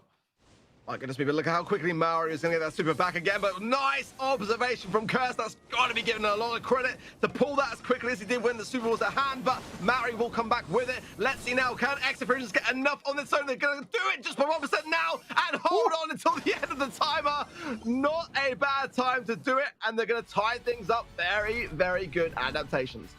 I really like it. I really like the adaptations they did there. So while they didn't switch up the brawlers, they switched up their in-game tactics. They said, okay, right, not working out that way. So Bentley, you go on the defensive. You keep the Jesse back here. Let YDE off the chain with the Stew, which obviously where the Stew benefits the best. Also switching roles as well, not just sticking to it. You can see they were switching back and forward. But what an incredibly close game between these two teams. Just a couple of skill moves. The grab from Cursed was a big part in that, obviously matching to pull Mari out, getting them clear back off that site, and then once again on the retake, getting that grab once again, focusing the buzz with the grab. Very interesting to see how they're going with that one, get him out of the way, and then obviously that's what gives them that final little push to get the 5%. Yeah, honestly, that for me was possibly one of the most important plays of the game because, you know, Curse could see that they were feeding the super. There was two members of Exofresians within that radius, and he knew that he could counter it quickly as long as he was first to the draw. And we've seen Maori in that game. He was absolutely popping off and cycling so well as that buzz. So the observation there on point, and you know, again, Exofresians at that moment in time were behind. They had to make that moment count and get all the bodies on the zone. I dread to think that if Maori had been able to utilize that super, how he would have been able to cycle it, because that could have been a really clutch turnaround for Reply Totem to take advantage of. But as it was, Exofresians was able to stop that in its tracks, and we've really got a game in our hands now. Both teams are fighting on, and this one is going to be close. Yeah, absolutely. This is going to go the distance, I feel. I said it right at the start. I think we could be seeing all 5 sets, honestly. While we've had two very quick 3-0s between Clash and SK, they find themselves in the upper bracket finals. It is a double elimination tournament, so we find ourselves down in the lower bracket for one of these teams will be out and done, and that'll be it. We've been down to 3. We've obviously whittled it down from, I don't even know how many started out the day in the open play. We whittled it down to 8 for the challenge setup of the Swiss. No, it's not Swiss round robin. It's just a round robin. Just a round robin, not Swiss. Swiss format's very different. It's a lot of names for these different formats you got to remember across esports. But this is a simple double elimination. It does mean, of course, the winner of this game will be playing either SK and Clash tomorrow. But of course, we're a long way from that. Let's get these games underway. It's 1-1 in the first set. Okay, well, it's going to be Reply Totem then bringing in the Ruffs, and that worked out really well for them. They were able to gain that game as a result of that pick, and it does seem again like Exofresians going to continue on with the Gene, the Jesse, and the Stu. And I'm going to say, that's kind of like my go-to pick here. But again, Reply Totem going back to their roots a little bit here, and Curse is going to have to be careful on those pulls here. There's going to be the breakthrough there from Mari, just waiting on that, and that will definitely be something which both Curse and somebody to be aware of. He goes in now on the aggressive gas heal as well, keep the heals coming in, and Mari's doing exceptionally well. He's such an aggressive player, honestly. Yeah, and really using Stu to great advantage there, forcing the 3 of the EXO players to go on the defensive. Now they can turn that, though, in an offensive for themselves. Whitey looking to pounce in this one, gets a little bit of a spray down on Maru. They're going to keep the focus on Maru. Maru looking to go around the side, and Maru just absolutely bursts out of spawn, says, "Hi, I'm back," and forces them completely away once again. Whitey will get picked off, and now the pressure on EXO. Just watching Mari today has been such a joy, honestly. He's just able to weave his way into these really unusual positions and make it work, and there's a great pull there as well. Take down onto Wide, now the pressure continuing on. Continuation pull there from Curse, but Mari able to heal off the back of it, and he has now got full control of the EXO free agent zone. Yeah, absolutely fantastic stuff. What a great take that was. Now, they have to be on the defensive. They don't care about the other side because they can just lock out the full percentage here. EXO looking to try and get a little peek down there. Mari now turned defender instead of the aggressor. Let's see what he can do. Mari will, in the end, just back out, keeping that sandbag in there. Has to be dealt with. There we go. Finally, they pop that out. And now it's once again with YD on the respawn. Let's see what they can do. Kirsty's the one they're going to get the pull, and he does manage to make it work. So Bentley gets the kill, and they have to go aggressive here because it is starting to go against them. 81% to 50%. Reply Totem need one good attack, and it's game over. Yeah, and again, these supply drops coming in there from the Ross is so important for the HP and the damage buffs. Whitey's going to probably make it his way to the zone, but in the meantime, there's Soida Breza and Maori just hunkering down in their zone, and that's going to have to be taken care of. I don't see it happening. It's just Curse alone, and he's pulled in by Soida Breza. A great response from Reply Totem. Yeah, Maori absolutely deserved star player in that game. Absolutely on fire with Stu.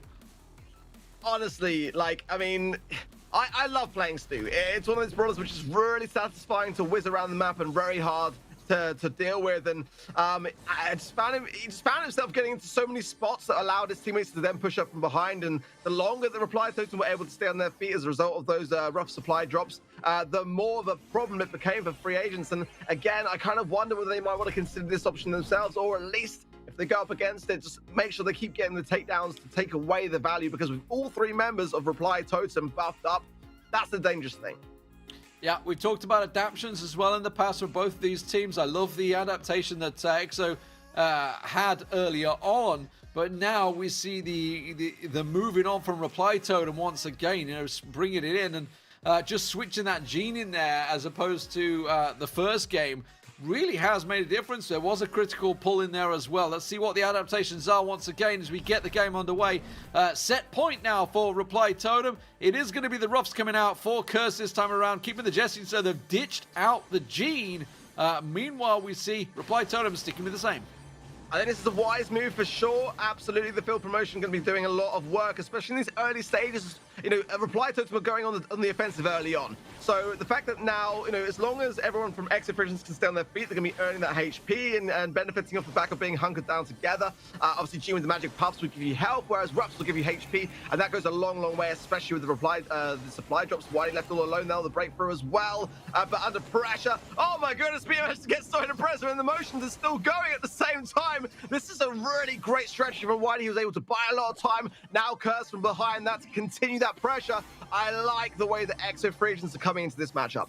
Yeah, absolutely. They went full aggression there. It was really well worked. They absorbed the pressure early, expected Maori to go aggressive, worked it out, paid for it, and managed to come back straight in their face while he was down. So really nice play from YDE there, but now they're on the back foot. Now they're on the pressure, and they are being forced away here. You can see Mari trying to get around the side there. Mari takes a lot of damage, but he quickly has to use that sandbags to get that cover in. Mari on the back foot as well as Curse gets that respawn off, and now the pressure coming down. They get Curse straight down. The aggression comes in. There's the pull from Soida Breza, and YDE, the last man standing, he will get picked off, and that is absolute total domination from Reply Totem. Really nice, really offensive, very aggressive. The scoreline, though, is very, very matched, but the problem here for me is the fact that we got Maori and Soida Breza both buffed up, and again, that's because Reply Totem was staying longer on their feet and able to utilize it more, whereas we've only got Sun Bentley on the side of Exo Free Agents with that damage and HP buff. So for me, Exo Free Agents got to stay on the feet just a little bit more here. Maori taken down, but it's a bit of a trade-off, leaving Curse now with a 2v1. The Jester Turret will do a bit of work, but it won't be enough. He will go down as well. There's not still that much in it, only 9%, so there's plenty of time for Exo Free Agents to make a comeback here with 50 seconds remaining.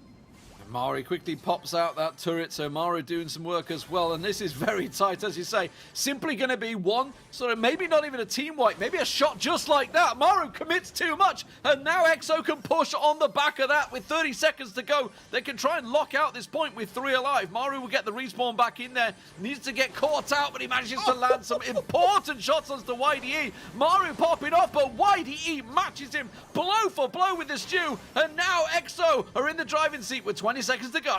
Marius going to go to the right-hand side, I feel. No, he's going to come back on the defensive side of things, but I feel it might be too little, too late. He's going to go still on the defensive, and I feel like that may have provided a bit of pressure either way, but Exo Free Agents doing a fantastic job. They timed it so well. They weren't really staying on their feet, but towards the end, they really started to make the most of those, those supply drops from the roughs.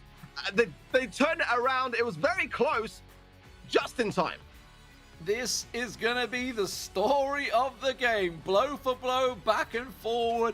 We find ourselves at double match point in the double set point, in the first set of the series. I feel this one is going to go the distance. I said it at the start, and honestly, these teams so evenly matched. So honestly, we've seen some fantastic skill. Obviously, it was the Maori show a moment ago, but Whitey just turned up and delivered once again under pressure.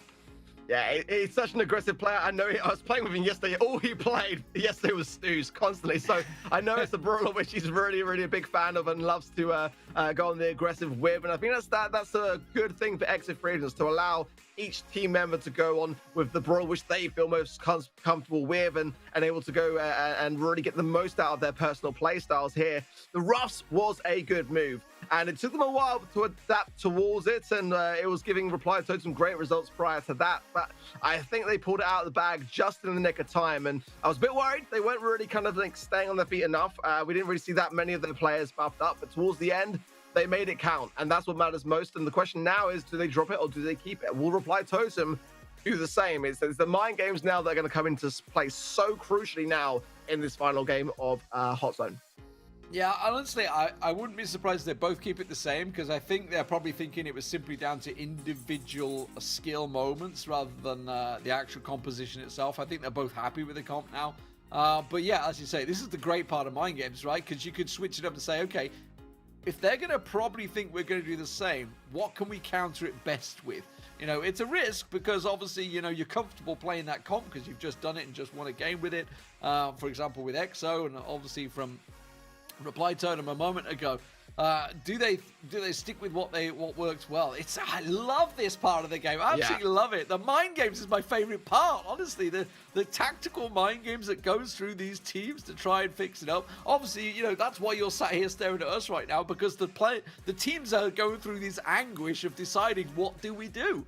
Exactly that. I've seen it in moments like this, double tank coming into play. I've seen Mortis to go on the aggressive and just kind of be a pest in the back of the spawn and be able to dash and cycle to get there quickly. And I think it could be a time to play it safe, but I feel like if a team take a risk here, then it may well pay off and reward in equal turn. I don't know. It's a tough one. I feel like the safer option is to go with that Ruffs, that Gene, and the Jesse ideas. But at the same time, this would be a great time to go in with something that you're just not going to expect coming. All right, here we go, ladies and gentlemen. Get it on your screens. This is just the first set of the series. It is a best-of-5 series with a best-of-5 games in each set, which is why we're seeing it. And you can see all the gadgets that the players are using as well. And we're going to be starting things off way more slower. Mari just gets a little burst down to say, hey, let's fight. Yeah, a bit of an unusual, I kind of wondered whether they were like lagging or something because everyone was so static. But again, really utilizing the field promotion from the Ruffs on both sides. And like, this is going to come down. As soon as these zones hit 50%, we're going to see a very, very different playstyle occurring. And this is the safer way to go about it. Cap your own zone before going on the super aggressive. But in a couple of percentages time, you watch these players go off and running, and here we go. They're going to go at it. Whitey making the first move with the breakthrough coming through, and Exo Free Agents, to be fair to them, are in the better position early on.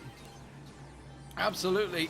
And immediately getting the damage down. Let's see what Mari can do, because he's going to be the key one round the side here, but he gets picked off by Whitey, and now a massive advantage for Exo Free Agents, but Soy to bring the damage down. A quick burst from Maru also sends some Bentley packing, and Maru's back on his feet.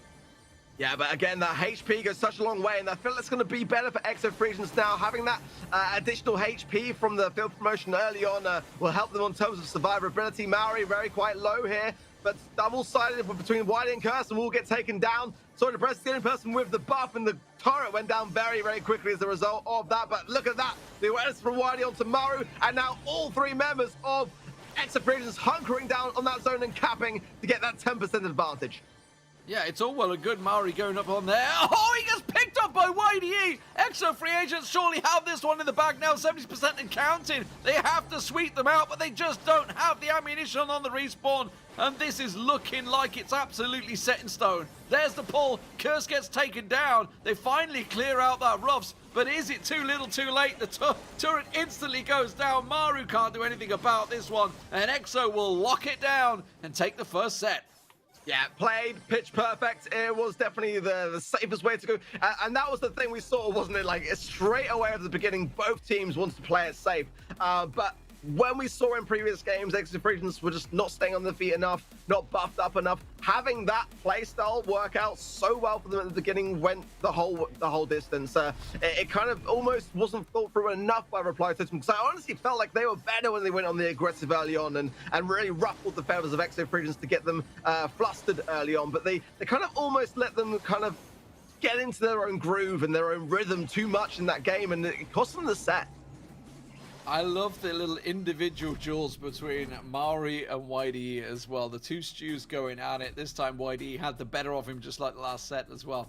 So really nice work. It means EXO Free Agents will be moving on with the first map advantage. It does mean, of course, we're moving on to Dry Season next, the bounty map. So what are we going to expect bringing to the table from this one? Because obviously they've already shown their hands. We know we're expecting a Gene. We're expecting that sort of play style. But the stew is massively prominent.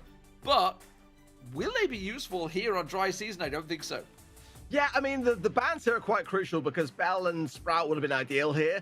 I feel like for me, Gene is a great mid in Dry Season and can do a lot of work. But the way the stew is at the moment, I mean, just being able to break open that spawn area with Breakthrough as a gadget is quite a dangerous thing. I actually kind of feel like Brock now has a bit more of a place in Dry Season. We've seen Brock now replacing Ticken, Shooting Star, and I feel like a lot of players and teams now starting to be a bit more tuned in to that particular brawler and taking it a little bit more seriously. Dry Season is a map which really caters towards the team that are almost on the defense. I've seen more times teams gaining a further lead by being back in their spawn as opposed to trying to attack their opposition spawn. So in that respect, I feel like the strategy here for me is going to be try and break open a lot of that, try and make this as wide open as possible, even bring in maybe Piper, but you know, breaking open that defensive barrier would be an advantageous thing. I feel like Ruffs here could be definitely a really solid comp, and one that we've seen from both sides already. I feel like if you're EXO Free Agents, you've got to take that on board, because Reply Totem set the stance with that idea. They kind of need to start leading it with more themselves. Well, there is the Ruffs. There's the tick. There you go. Nice. Both teams. And there's is it the Gene? No, it's the stew and the Gene is the difference between the two. So Mari sticking with the stew and Sun Bentley pulling out the Gene that we expected.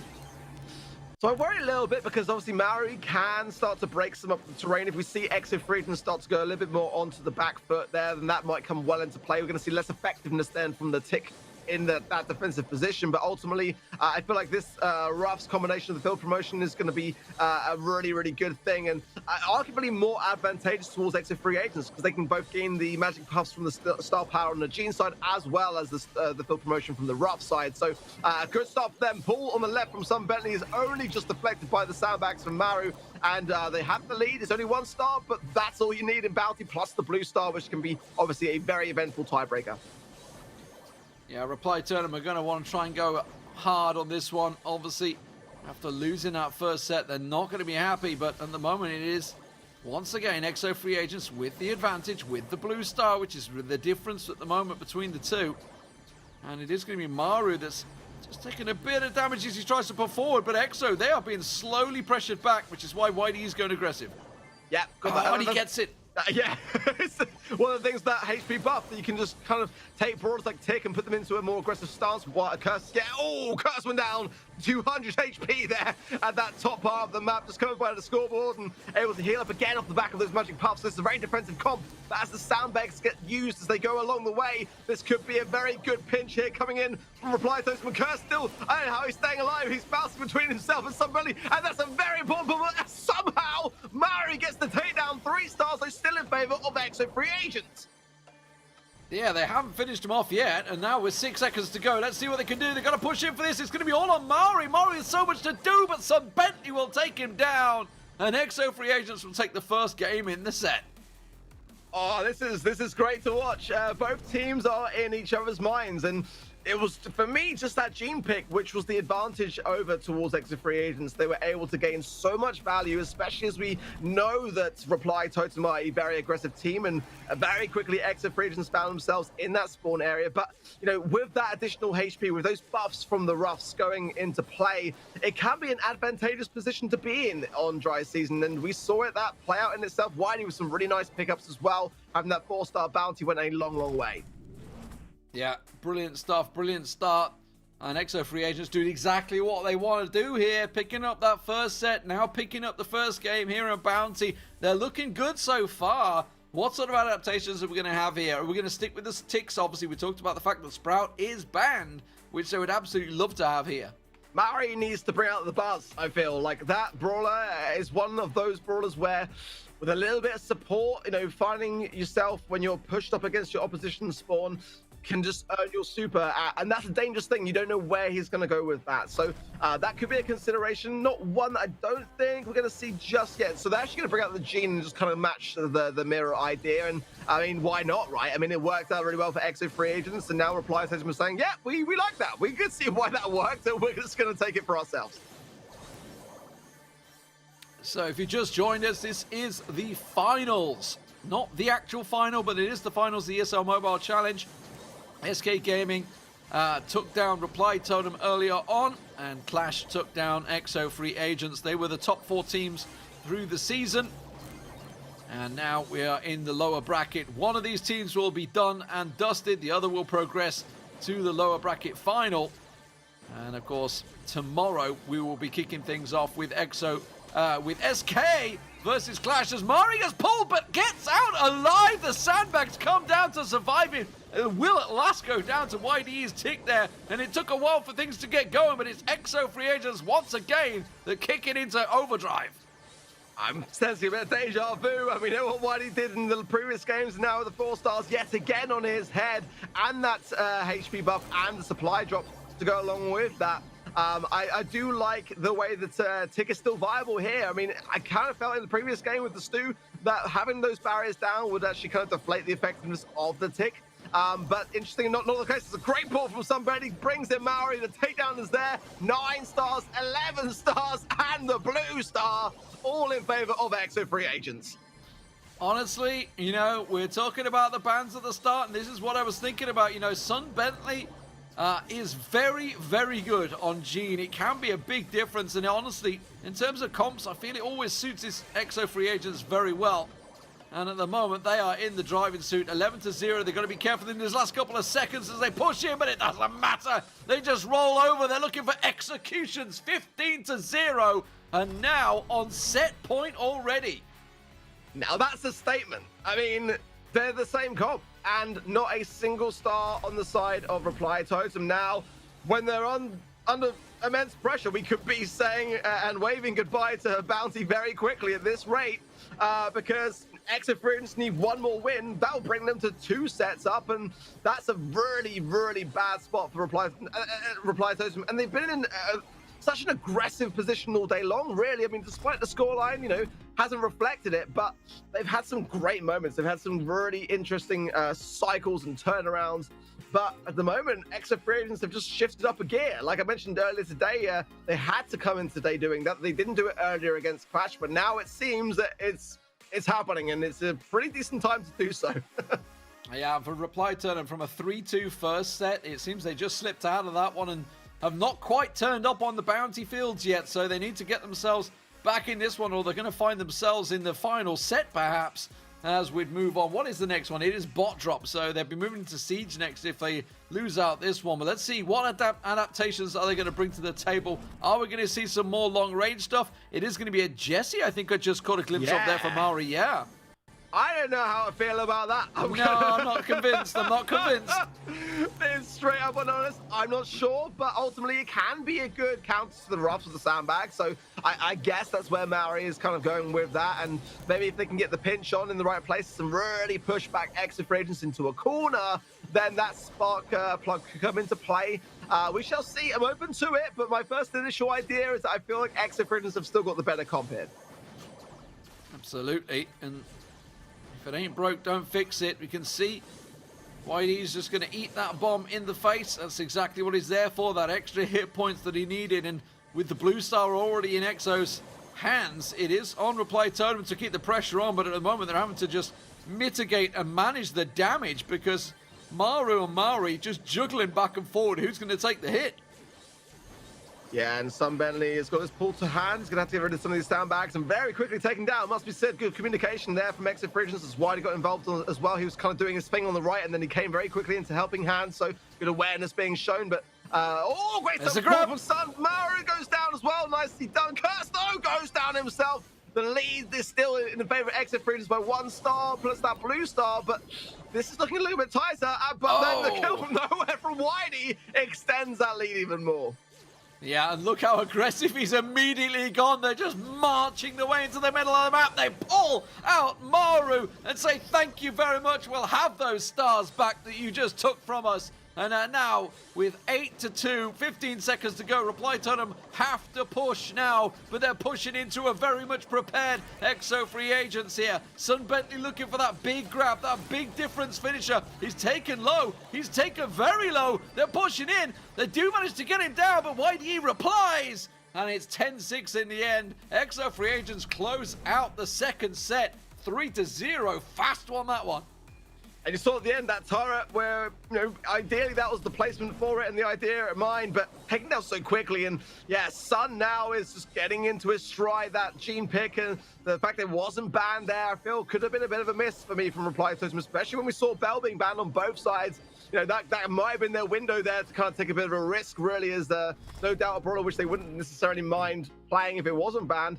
Would have been great for these maps, but yeah, this is now a really difficult spot. Reply Totem are going to need to really start to dig deep, start to rethink a little bit as well in terms of their comps, because at the moment, more often than not, we're seeing very much mirror comps or close to, and the favor is always seeming to be with Exo free agents. I just wonder, losing out in such a tight first set, and then being met with basically shock and awe from Exo free agents in that second set, whether Reply Totem have got the mental capacity to come back from this one. Exo free agents, for all the disruptions they had, obviously with Yoshi going over, transferring out, and Sun Bentley coming in, they were always considered the third best team in Europe. They were expected to be there. They were the first team to qualify for the ESL Mobile Challenge at the top of the ladder. They didn't even need to play through the play-ins like Clash and SK did. But they were the team that was always considered to be there. So it's great to see them perhaps in that situation now with a chance to move through into the lower bracket finals. But it ain't over yet. It ain't over yet. We've seen reverse sweeps happen. Exo are a team that have done it themselves, and Reply Totem now have to do that. We're moving on. It's going to be bot drops, which will be obviously the Siege map. We saw a tricky Siege game from Exo earlier against Clash. Yeah, bot drop is one of those maps where, I like it a lot for the long range, but then Piper can be such a difficult brawler when it comes to being on the defensive. So it's a bit of a risky choice. What combo you want to go with? Do you really want to sort of put all your chips on that kind of long range and not have a defense? That's why I like Bell here a lot, because Bell has the ability to be able to defend a bit better and also combine with a Colt. But obviously we know Bell is banned here, so that's not going to be a go-to option. Blue as well, sometimes is a very good defender. I just don't feel like he's going to be a great choice going into the mid part of this map. Crow maybe is a bit better on that side of things, but either way you look at it, we saw some very strong games earlier today, actually, from Exo free agents when it came to Siege. They just weren't able to get that third and final stage down and locked in when it came to Clash, but for the majority of the early game and mid game, they were very, very strong. So I don't know. I've got to feel like with the momentum that is currently behind Exo free agents, with the way that they're currently playing, and they are really fighting for their place to keep in this competition, I kind of feel like this could be tied up, and we may have our third throw of the day. Well, let's find out. And obviously, it's going to be getting underway at the moment. You're talking about it. Obviously, the biggest part of bot drop is you've got that big strips of grass either side that obviously can be critical in maybe trying to sneak a brawler up there, maybe some sort of bruiser type, I don't know. I'm trying to think. I know I've seen SK playing on this map before. I've definitely seen some very interesting matches throughout the play days. And I seem to recall this was in the play-ins as well. I'm trying to think. I'm looking at the map right now, and I'm thinking I've definitely seen a really tight game on this map, and I feel like SK were involved in that one. But for EXO Reply Totem, like, I'm really interested. This is where you earn your money as a coach for Reply Totem. And so he's going to try and get involved in this one and try and get the players' minds back in there. They know how to play. You just got to get their minds in it. It is going to be the Buzz, the Crow, just caught a glimpse of as well, and the Piper, as we expected, the difference being the Ruffs for YDE. You know what, Duan, you mentioned about there being brawlers that lurk in the bush. Totem love to play Penny. I mean, Penny's actually a good brawler to be able to put down a turret and just get continuous damage and distract your opposition in the mid. They're not going to bring it out, but I just kind of wonder whether they might at some point. Let's see how this one goes. It's going to be a first push then for EXO free agents. I kind of like the comp that they're running, but no field promotion, it must be said, from Whitey, which I think that could have been a decent option, really, to be fair, because in these moments here, you could be, applying that HP buff. But let's see. Ultimately, he's going to be running the air superiority for the breaking of the bush, and there's a good takedown there, an important one as well, from Soy to Breza, as the defense is taken care of nicely by both Maru and Mari. So now the question is, can Reply Totem start to gain back control to get some bolts to their name? Because at the moment, it is all EXO free agents in the mid. Yeah, but unfortunately the first bot didn't get a hit down there, and they weren't able to maximize it either. Maru, this is the danger. When he does go in on a Piper, somebody could just hit that super back away, and then he's going to get hit with those bombs as well if he can't back away quick enough. And at the moment, it is going to be a level 7 already for EXO free agents. This is already looking a strong start. Yeah, and Sunbelly loves the Piper picks, and being buffed up from the Ruffs, I think, is a really smart way to go with that. It will enable him to get more bang for his buck, as Curse coming in now behind the bot, trying to get a little bit of a trickle of damage. He jumps over as well, staying alive somehow, just about to apply this pressure here. Look at that, 254 HP. Sun now coming in to give a bit of a helping hand and juking so wondrously well. I've got to feel like EXO free agents can hold this mid, but Mari has got it super, and we know what that man does when he starts the cycle. And look at the bolt control. They've already got 6-1. It's already looking massive. Maru trying to get in as close as he can, but this Buzz has not worked out for them, I feel. You can see the Crows diving in, but honestly, it's going to be a mega bot coming out at the end here. And EXO free agents have dominated the mid control, and it's going to be a level 10 to finish things off. Good job, EXO, on the first game, and I worry a little bit for Reply Totem here. Yeah, Mari there went for the gadget in. I don't know quite what he was going to go for, to be completely honest. I'm not sure whether he thought that someone was going to be lurking there or not, but either way you look at it, EXO free agents didn't seem to care in the slightest. They committed fully, and rightly so, and they will take the first game of Siege. Yeah, that was a strong, solid performance, just about the perfect start they could hope for. Sun Bentley on the Piper was hitting the shots. That's exactly what you want from your Piper. Obviously, we saw the Crows, the Crows back and forward. That's kind of what they do. That's how they just fight for that control. And if a team is pushing you, you go in and you commit, and yeah, you're probably going to die to it. But I really like the Ruffs coming out from YDE. YDE's adaptation, obviously, we've been seeing him playing Stu all along. Stu could work, honestly, on here. Absolutely could work for him. It may be something we see him doing, but the Ruffs are definitely working well there as well.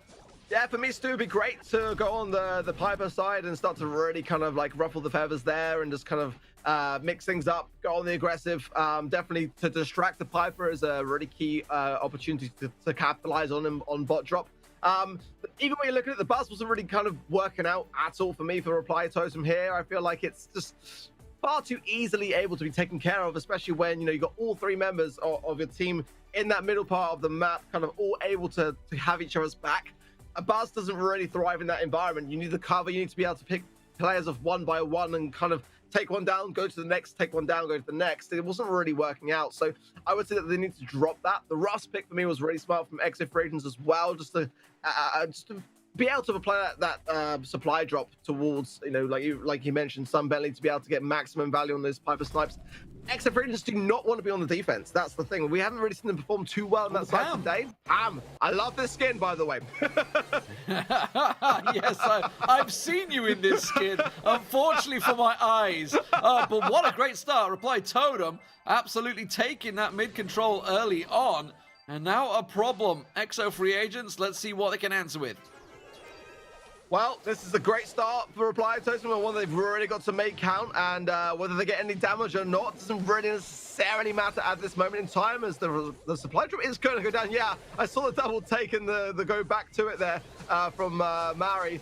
But either way you look at it, a bit of damage isn't the biggest story here. Regaining and obtaining this control is, and this is what they got to shut down. Curse goes quickly down. That's a great thing for Reply Totem. Your White is sneaking on the left, and Maru seems to be showing signs of awareness to it. And he's left alone. So this is exactly the circumstances the Reply Totem want to utilize, really, in order to capitalize on this situation. Yeah, this is not looking good at the moment. Definitely going to be a strong start from Reply Totem. So Exo's change has to come sooner. They have to start getting some of these bolt control, because the 3 of them down there, they can set themselves up the second bot maybe. That's a good start. Now they got to go on the defensive, because this is a strong bot coming at them. You can see Kurz going around the back. That didn't work out for him. He wanted to get the difference down. YDE just about hanging on. You can see the Ike is getting punished. 82% is all they get though. And now, with 5 bolts to their favor, they can certainly take control of this. Yeah, Curse is just really kind of outranged here, really. I mean, the Ruffs is obviously the ideal target, but with Maori there, able to help and support, yeah, he's able to do so much. Maori goes on the left-hand side lane now. It's going to force everyone over to the right, so I just don't know if there's enough time. Curse is going to go in for the last-ditch attempt and does get a takedown, and the bolt did drop there. That could be absolutely crucial, especially if Sun can stay alive enough to bank this one on the right-hand side. Support from Whitey's there. It is going to be an extra Frisians push, but can they get the damage? Yeah, can they? That's the question. They need to really back this one up. It is only a level 7 bot, and you can see they should be able to get in there once the Ruffs gets involved. You can see Soy Debressa trying to cut him off. Couldn't get there in time, but you can see it's not going to be a great deal of damage, but they are there to support it. That's what they needed, and they may be able to close it out right here. They do. What a push from Exo Free Agents. They focused on the left side for the bot, and Exo came in at the right and put the damage down. I mean, I did not think that they would bring it back. And that tells me that they can absolutely go all the way in this next game. I mean, they just seem like they struggled for the majority of the game, and Curse wasn't really getting the value that he wanted. The Pan wasn't really doing that much for me either. Sun as well. Again, the whole thing just didn't kind of gel. And then towards the key thing there was that they had 5 bolts in the pocket ready for that third and final stage. And again, they struggled at that precise moment of the game earlier against Clash. They're learning from their mistakes and they're evolving with them. And that was a really, really great final push to have. That's where the Pam kind of came in a bit clutch. It's a very good defender with the turret, but also going on the offensive, you know, when you can really fully commit, you can heal yourself up, get the damage, and job done. Exo Free Agents are looking in a very, very good place right now. Yeah, and from an incredibly close first set, a blow-away second set, we may be seeing a blown-away third set here, and a quick 3-0 and done. We didn't expect it. I didn't expect it. I thought this one may well go the full distance, but Reply Totem are reeling, and I got a feel for them because I thought they kind of had that one. It was looking good for them there. They had the mid-control. It's exactly what they wanted.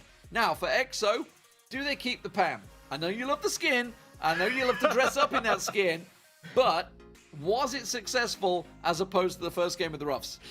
Yeah, I think it was. I think that they made it work just in the nick of time, but it wasn't providing the value and the control that they needed throughout the game. I think that they absolutely had that with the Ruffs, and someone was able to get more value. Everyone was kind of looking in a much better place. I think they need to bring that back for me. I kind of wonder whether that's what Reply Totem are going to be feeling as well. If that's the case, again, I don't feel the Buzz is a good choice for them at all to consider here. And they might want to rethink that one and that idea. They are going to rethink it as well, bringing the Barley. I think that's pretty smart. Yeah, and the Ruffs coming back for YDE as well. So little adaptation. So back to the first game effectively for Exo. Let's see whether that Barley adaptation is going to be enough to try and bomb it through, because it will be a problematic for YDE because he won't be able to get that pressure down that he wants. And Maru coming out on top West Coast. And again, we've got to remember, this is a team that, you know, beat SK Gaming a few weeks ago. Reply Totem now finding themselves in a very, very different spot. They were so much in control a few weeks back, and now just getting pressured so much. I mean, they're looking back as well. They beat, you know, Exo Free Agents time and time again as well. And today's a very, very different story. And at the most crucial of times, let's see what happens here. The Bolt's definitely in favor of Reply Totem at the moment. but pushed so far back into the spawn, and the bolts seem to be favoring a little bit in terms of the spawning around EXO Free Agents. 2 with Curse, as long as he stays alive, that's going to be a good amount for him. And pressuring Maru as well, smart considering that Sunbender can bank that one on the right. Maru goes down as well, that's a very important takedown. But the big important move for me is the wall break they just did. They took that wall bound, and that's give Barley a problem. Soyderbresser is out in the open. That's where he doesn't want to be. He was working well against behind that wall, but now they've managed to clear it out. First siege bot's coming down, but it is a 7-bolt pickup for Reply Totem, so they should be getting that second bot. And if they can't back this one up, you can see EXO trying to back it up and get some damage down, but that is a great defense. Very strong defense. Sun did get a wall break there, which could be really crucial here. Let's see what happens. If they make every single bolt, I think it could be, it could even be a push. It could be a tie. Let's see what Reply Totem are able to bring as Mari is hitting shots, and there's the pull-up needed. One bank there from Maru would be actually quite crucial here, potentially. Wiley taking a lot of heavy fire as well. And following up again by Maru, who's going to jump in and actually come back with the 2 jump pads. No way! Oh, there's so much bang for buck, but he's not going to be able to pick it up. So we've got a level 11 siege bot coming out here. We do see EXO picking a lot of bolts up, though, so they should have control, but look how much damage is coming through. Maru's just going to commit Harry Carry, diving straight around the back there. Soyderbresser is going to throw out the last call, I feel, at the moment. Yes, there it is, going straight down on the icon. That should be a lot of damage. It will be enough, I feel, here, because they can't clear him off. 8%. With 1 second left, it's all over, and Reply Totem finally get themselves a game. Yeah, and the question now is, is it too little too late? I maybe felt like EXO just played it a little bit too safe, a little bit too relaxed, feeling like maybe it was just kind of going to go their way no matter what. Definitely still some fuel left in the tank for Reply Totem, and that can't be underestimated. I mean, they did find a lot of love this from Mari. I really did. And then just way over to the left, and then a follow-up snipe from Sun. Just absolutely hit the mark, but just at a point in time where it's too little too late for EXO Free Agents. Not enough bolts there in terms of the security and the insurance needed to get a push. And that's got to be taken into consideration in this next game. Yeah, I mean, okay, we're still on match point. Let's not forget that. But if you're going to reverse sweep, this is the time to start it. It's now or never. And I feel like that's how Reply Totem played in this one. Now or never. They need to take that now. What sort of can they generate from that one single win and turn this back around? Because they had really good control in that game. Yeah, they did. They had many more opportunities for themselves. They found themselves in, less of a defensive position in their spawn, and had the bolts ready in the event that they were not able to get any of the early pushes. They had a great defense as well, and all those things taken into account have got to go in to feed their ego. At the moment, they've been suppressed a little bit by EXO Free Agents, and they've got to be feeling in a really rough spot. They need the entire reverse sweep to turn this one around. But if they can get through this, if they can get some games back under their belt and get through Siege, then that's a really good place to be in, especially with a best of five. You've got a big cushion there if you can take away match point to get it through to the next game mode. But they've got a lot of work to do. But that's the first sign of promise in Siege for me, and one that they've got to hold on to. Let's see what they can do. Still match point for EXO Free Agents here. There's the gadgets on your screens. It is once again going to be the Barley. They're sticking with what tried and worked, but I really like the adaptation of Stew coming out for YDE, because it will absolutely punish both the Piper and the Barley. It's going to be so hard for them here. Have a wall breaker as well when Sun hasn't got super, Whitey can do the deal, and that's a very important thing, especially with push coming in, and Sun does not have super. So, disgusting from Whitey, and juking wondrously as well. Sun now has his super, so he can break it on behalf of Whitey. Whitey can keep hold of the breakthrough gadget in that respect, and the bot is going to connect. There's a lot of low HP brawlers around that I can see on the side of Reply Totem. That's a great start for EXO Free Agents. Yeah, that's an absolutely brilliant start. And Whitey's just going to sit back, let his health come back up here. They managed to bank themselves just the 2 bolts at the end there. Whitey, once again, through the wall, in your face, nowhere to hide, unfortunately. And I've got to be honest, this is feeling like Reply Totem are in some serious, serious trouble.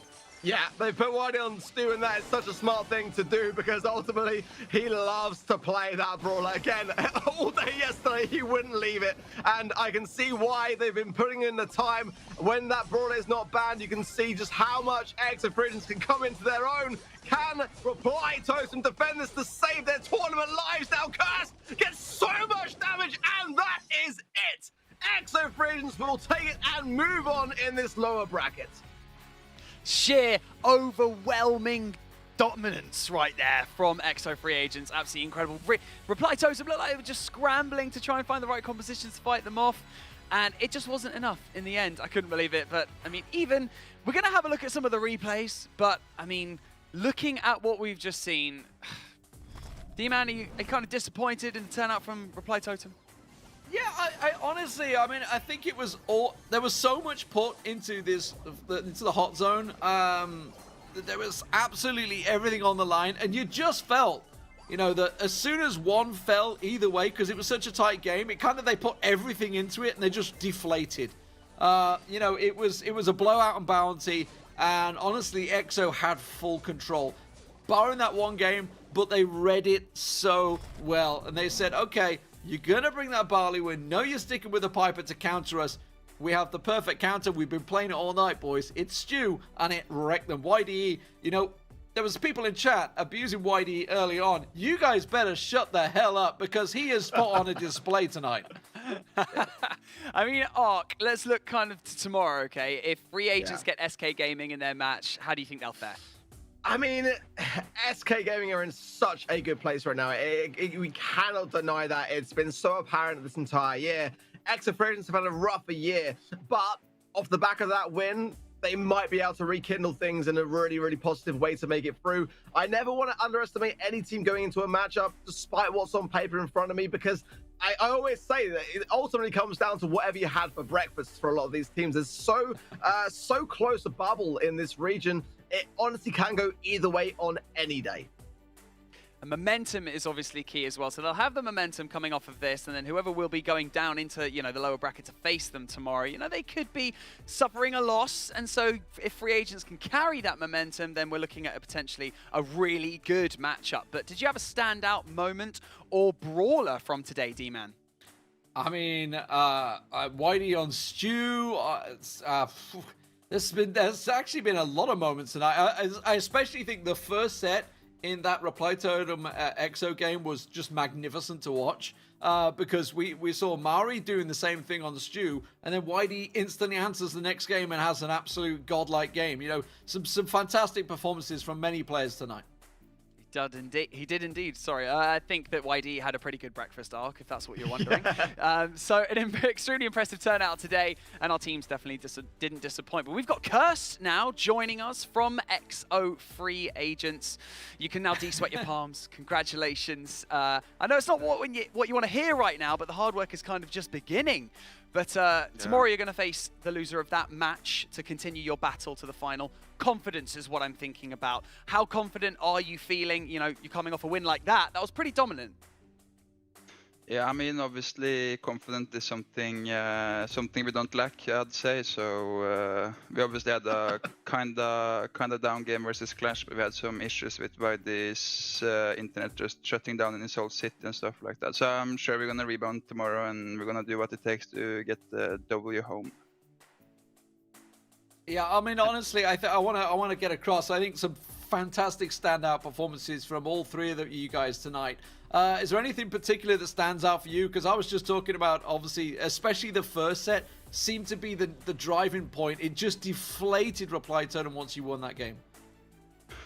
I mean, I think the most key part was our team play and our ability to keep composure. There's obviously the first set, we knew that last game on the first set had to be won. It's a momentum switch that we wanted to take with us into the next sets, and I think we just played it very patiently and smart as a team and made the right decisions. And then obviously YD had some wild plays with Stu to open up the map in that last game, so yeah, very happy with how we performed. Yeah, because you mentioned like some internet issues in the first game against Clash. It was night and day difference, though, looking at how you guys played against Reply Totem. Was there anything else that you guys changed or did in the background going into that game? Was there any kind of revisions of strategy or kind of ideas or the bans you guys specifically went with? What did you guys do differently aside from obviously, fixing Wiley's internet?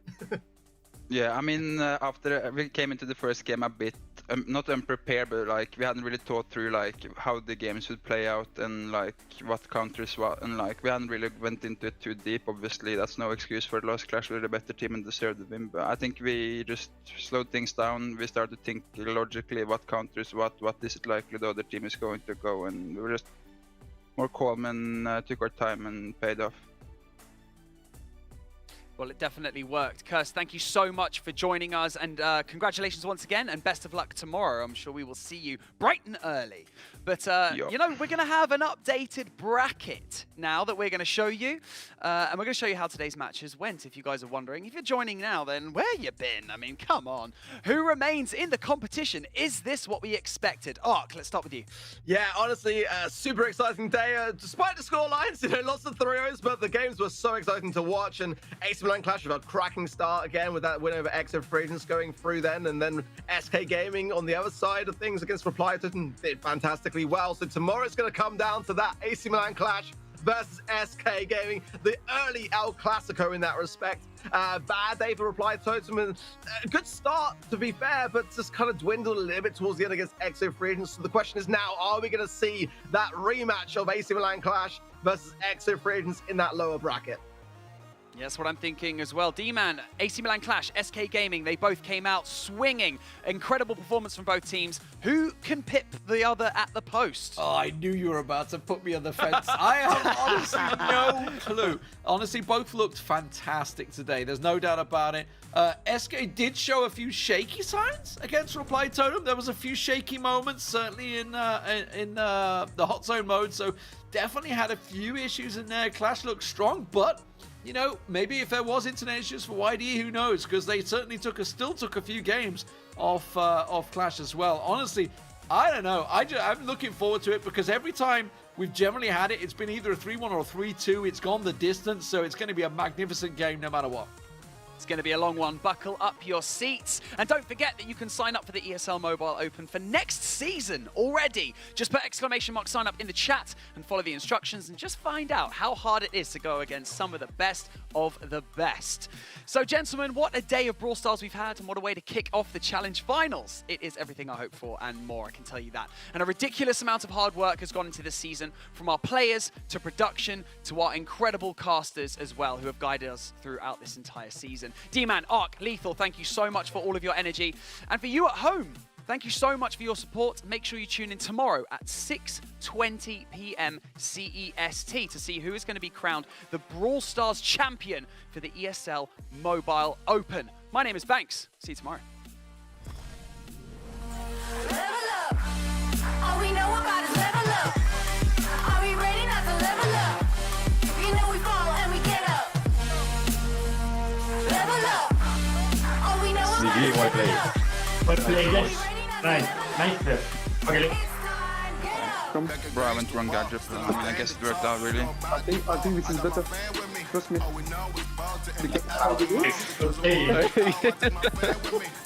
thought you alone. I thought you alone.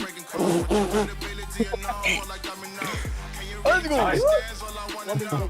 We win. Bro, I can't.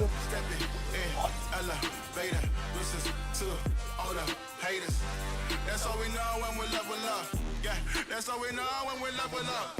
Your pass is key. Level up. All we know about is level up. Full of free gadgets and I can't use them. Are we ready not to level up? You were too far away. You said we. Level up. You should swap lane. Nani should go mid. Rock just gets completely killed by Nani and Piper there. It's time. Get up. I think you need to use Meteor or something at the start, like. We need to open right away. We need to open.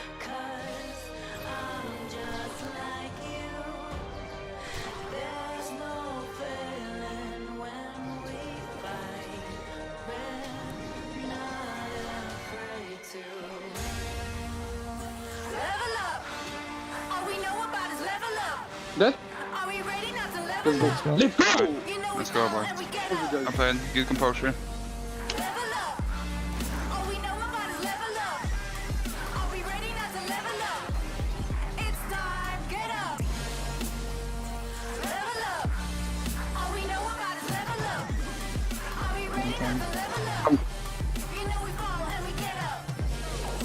Nice wording. Nice go.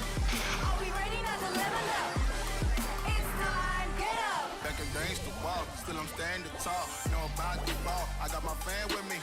All we know is ball to empty out the mouths. The chosen one they call. I take my fan with me. Know about it if you tell. Know you're breaking calls. What your credibility and all fall like dominoes. Can you really take a stance? All I wanna know. Need me real ones when it's time to go. Step in,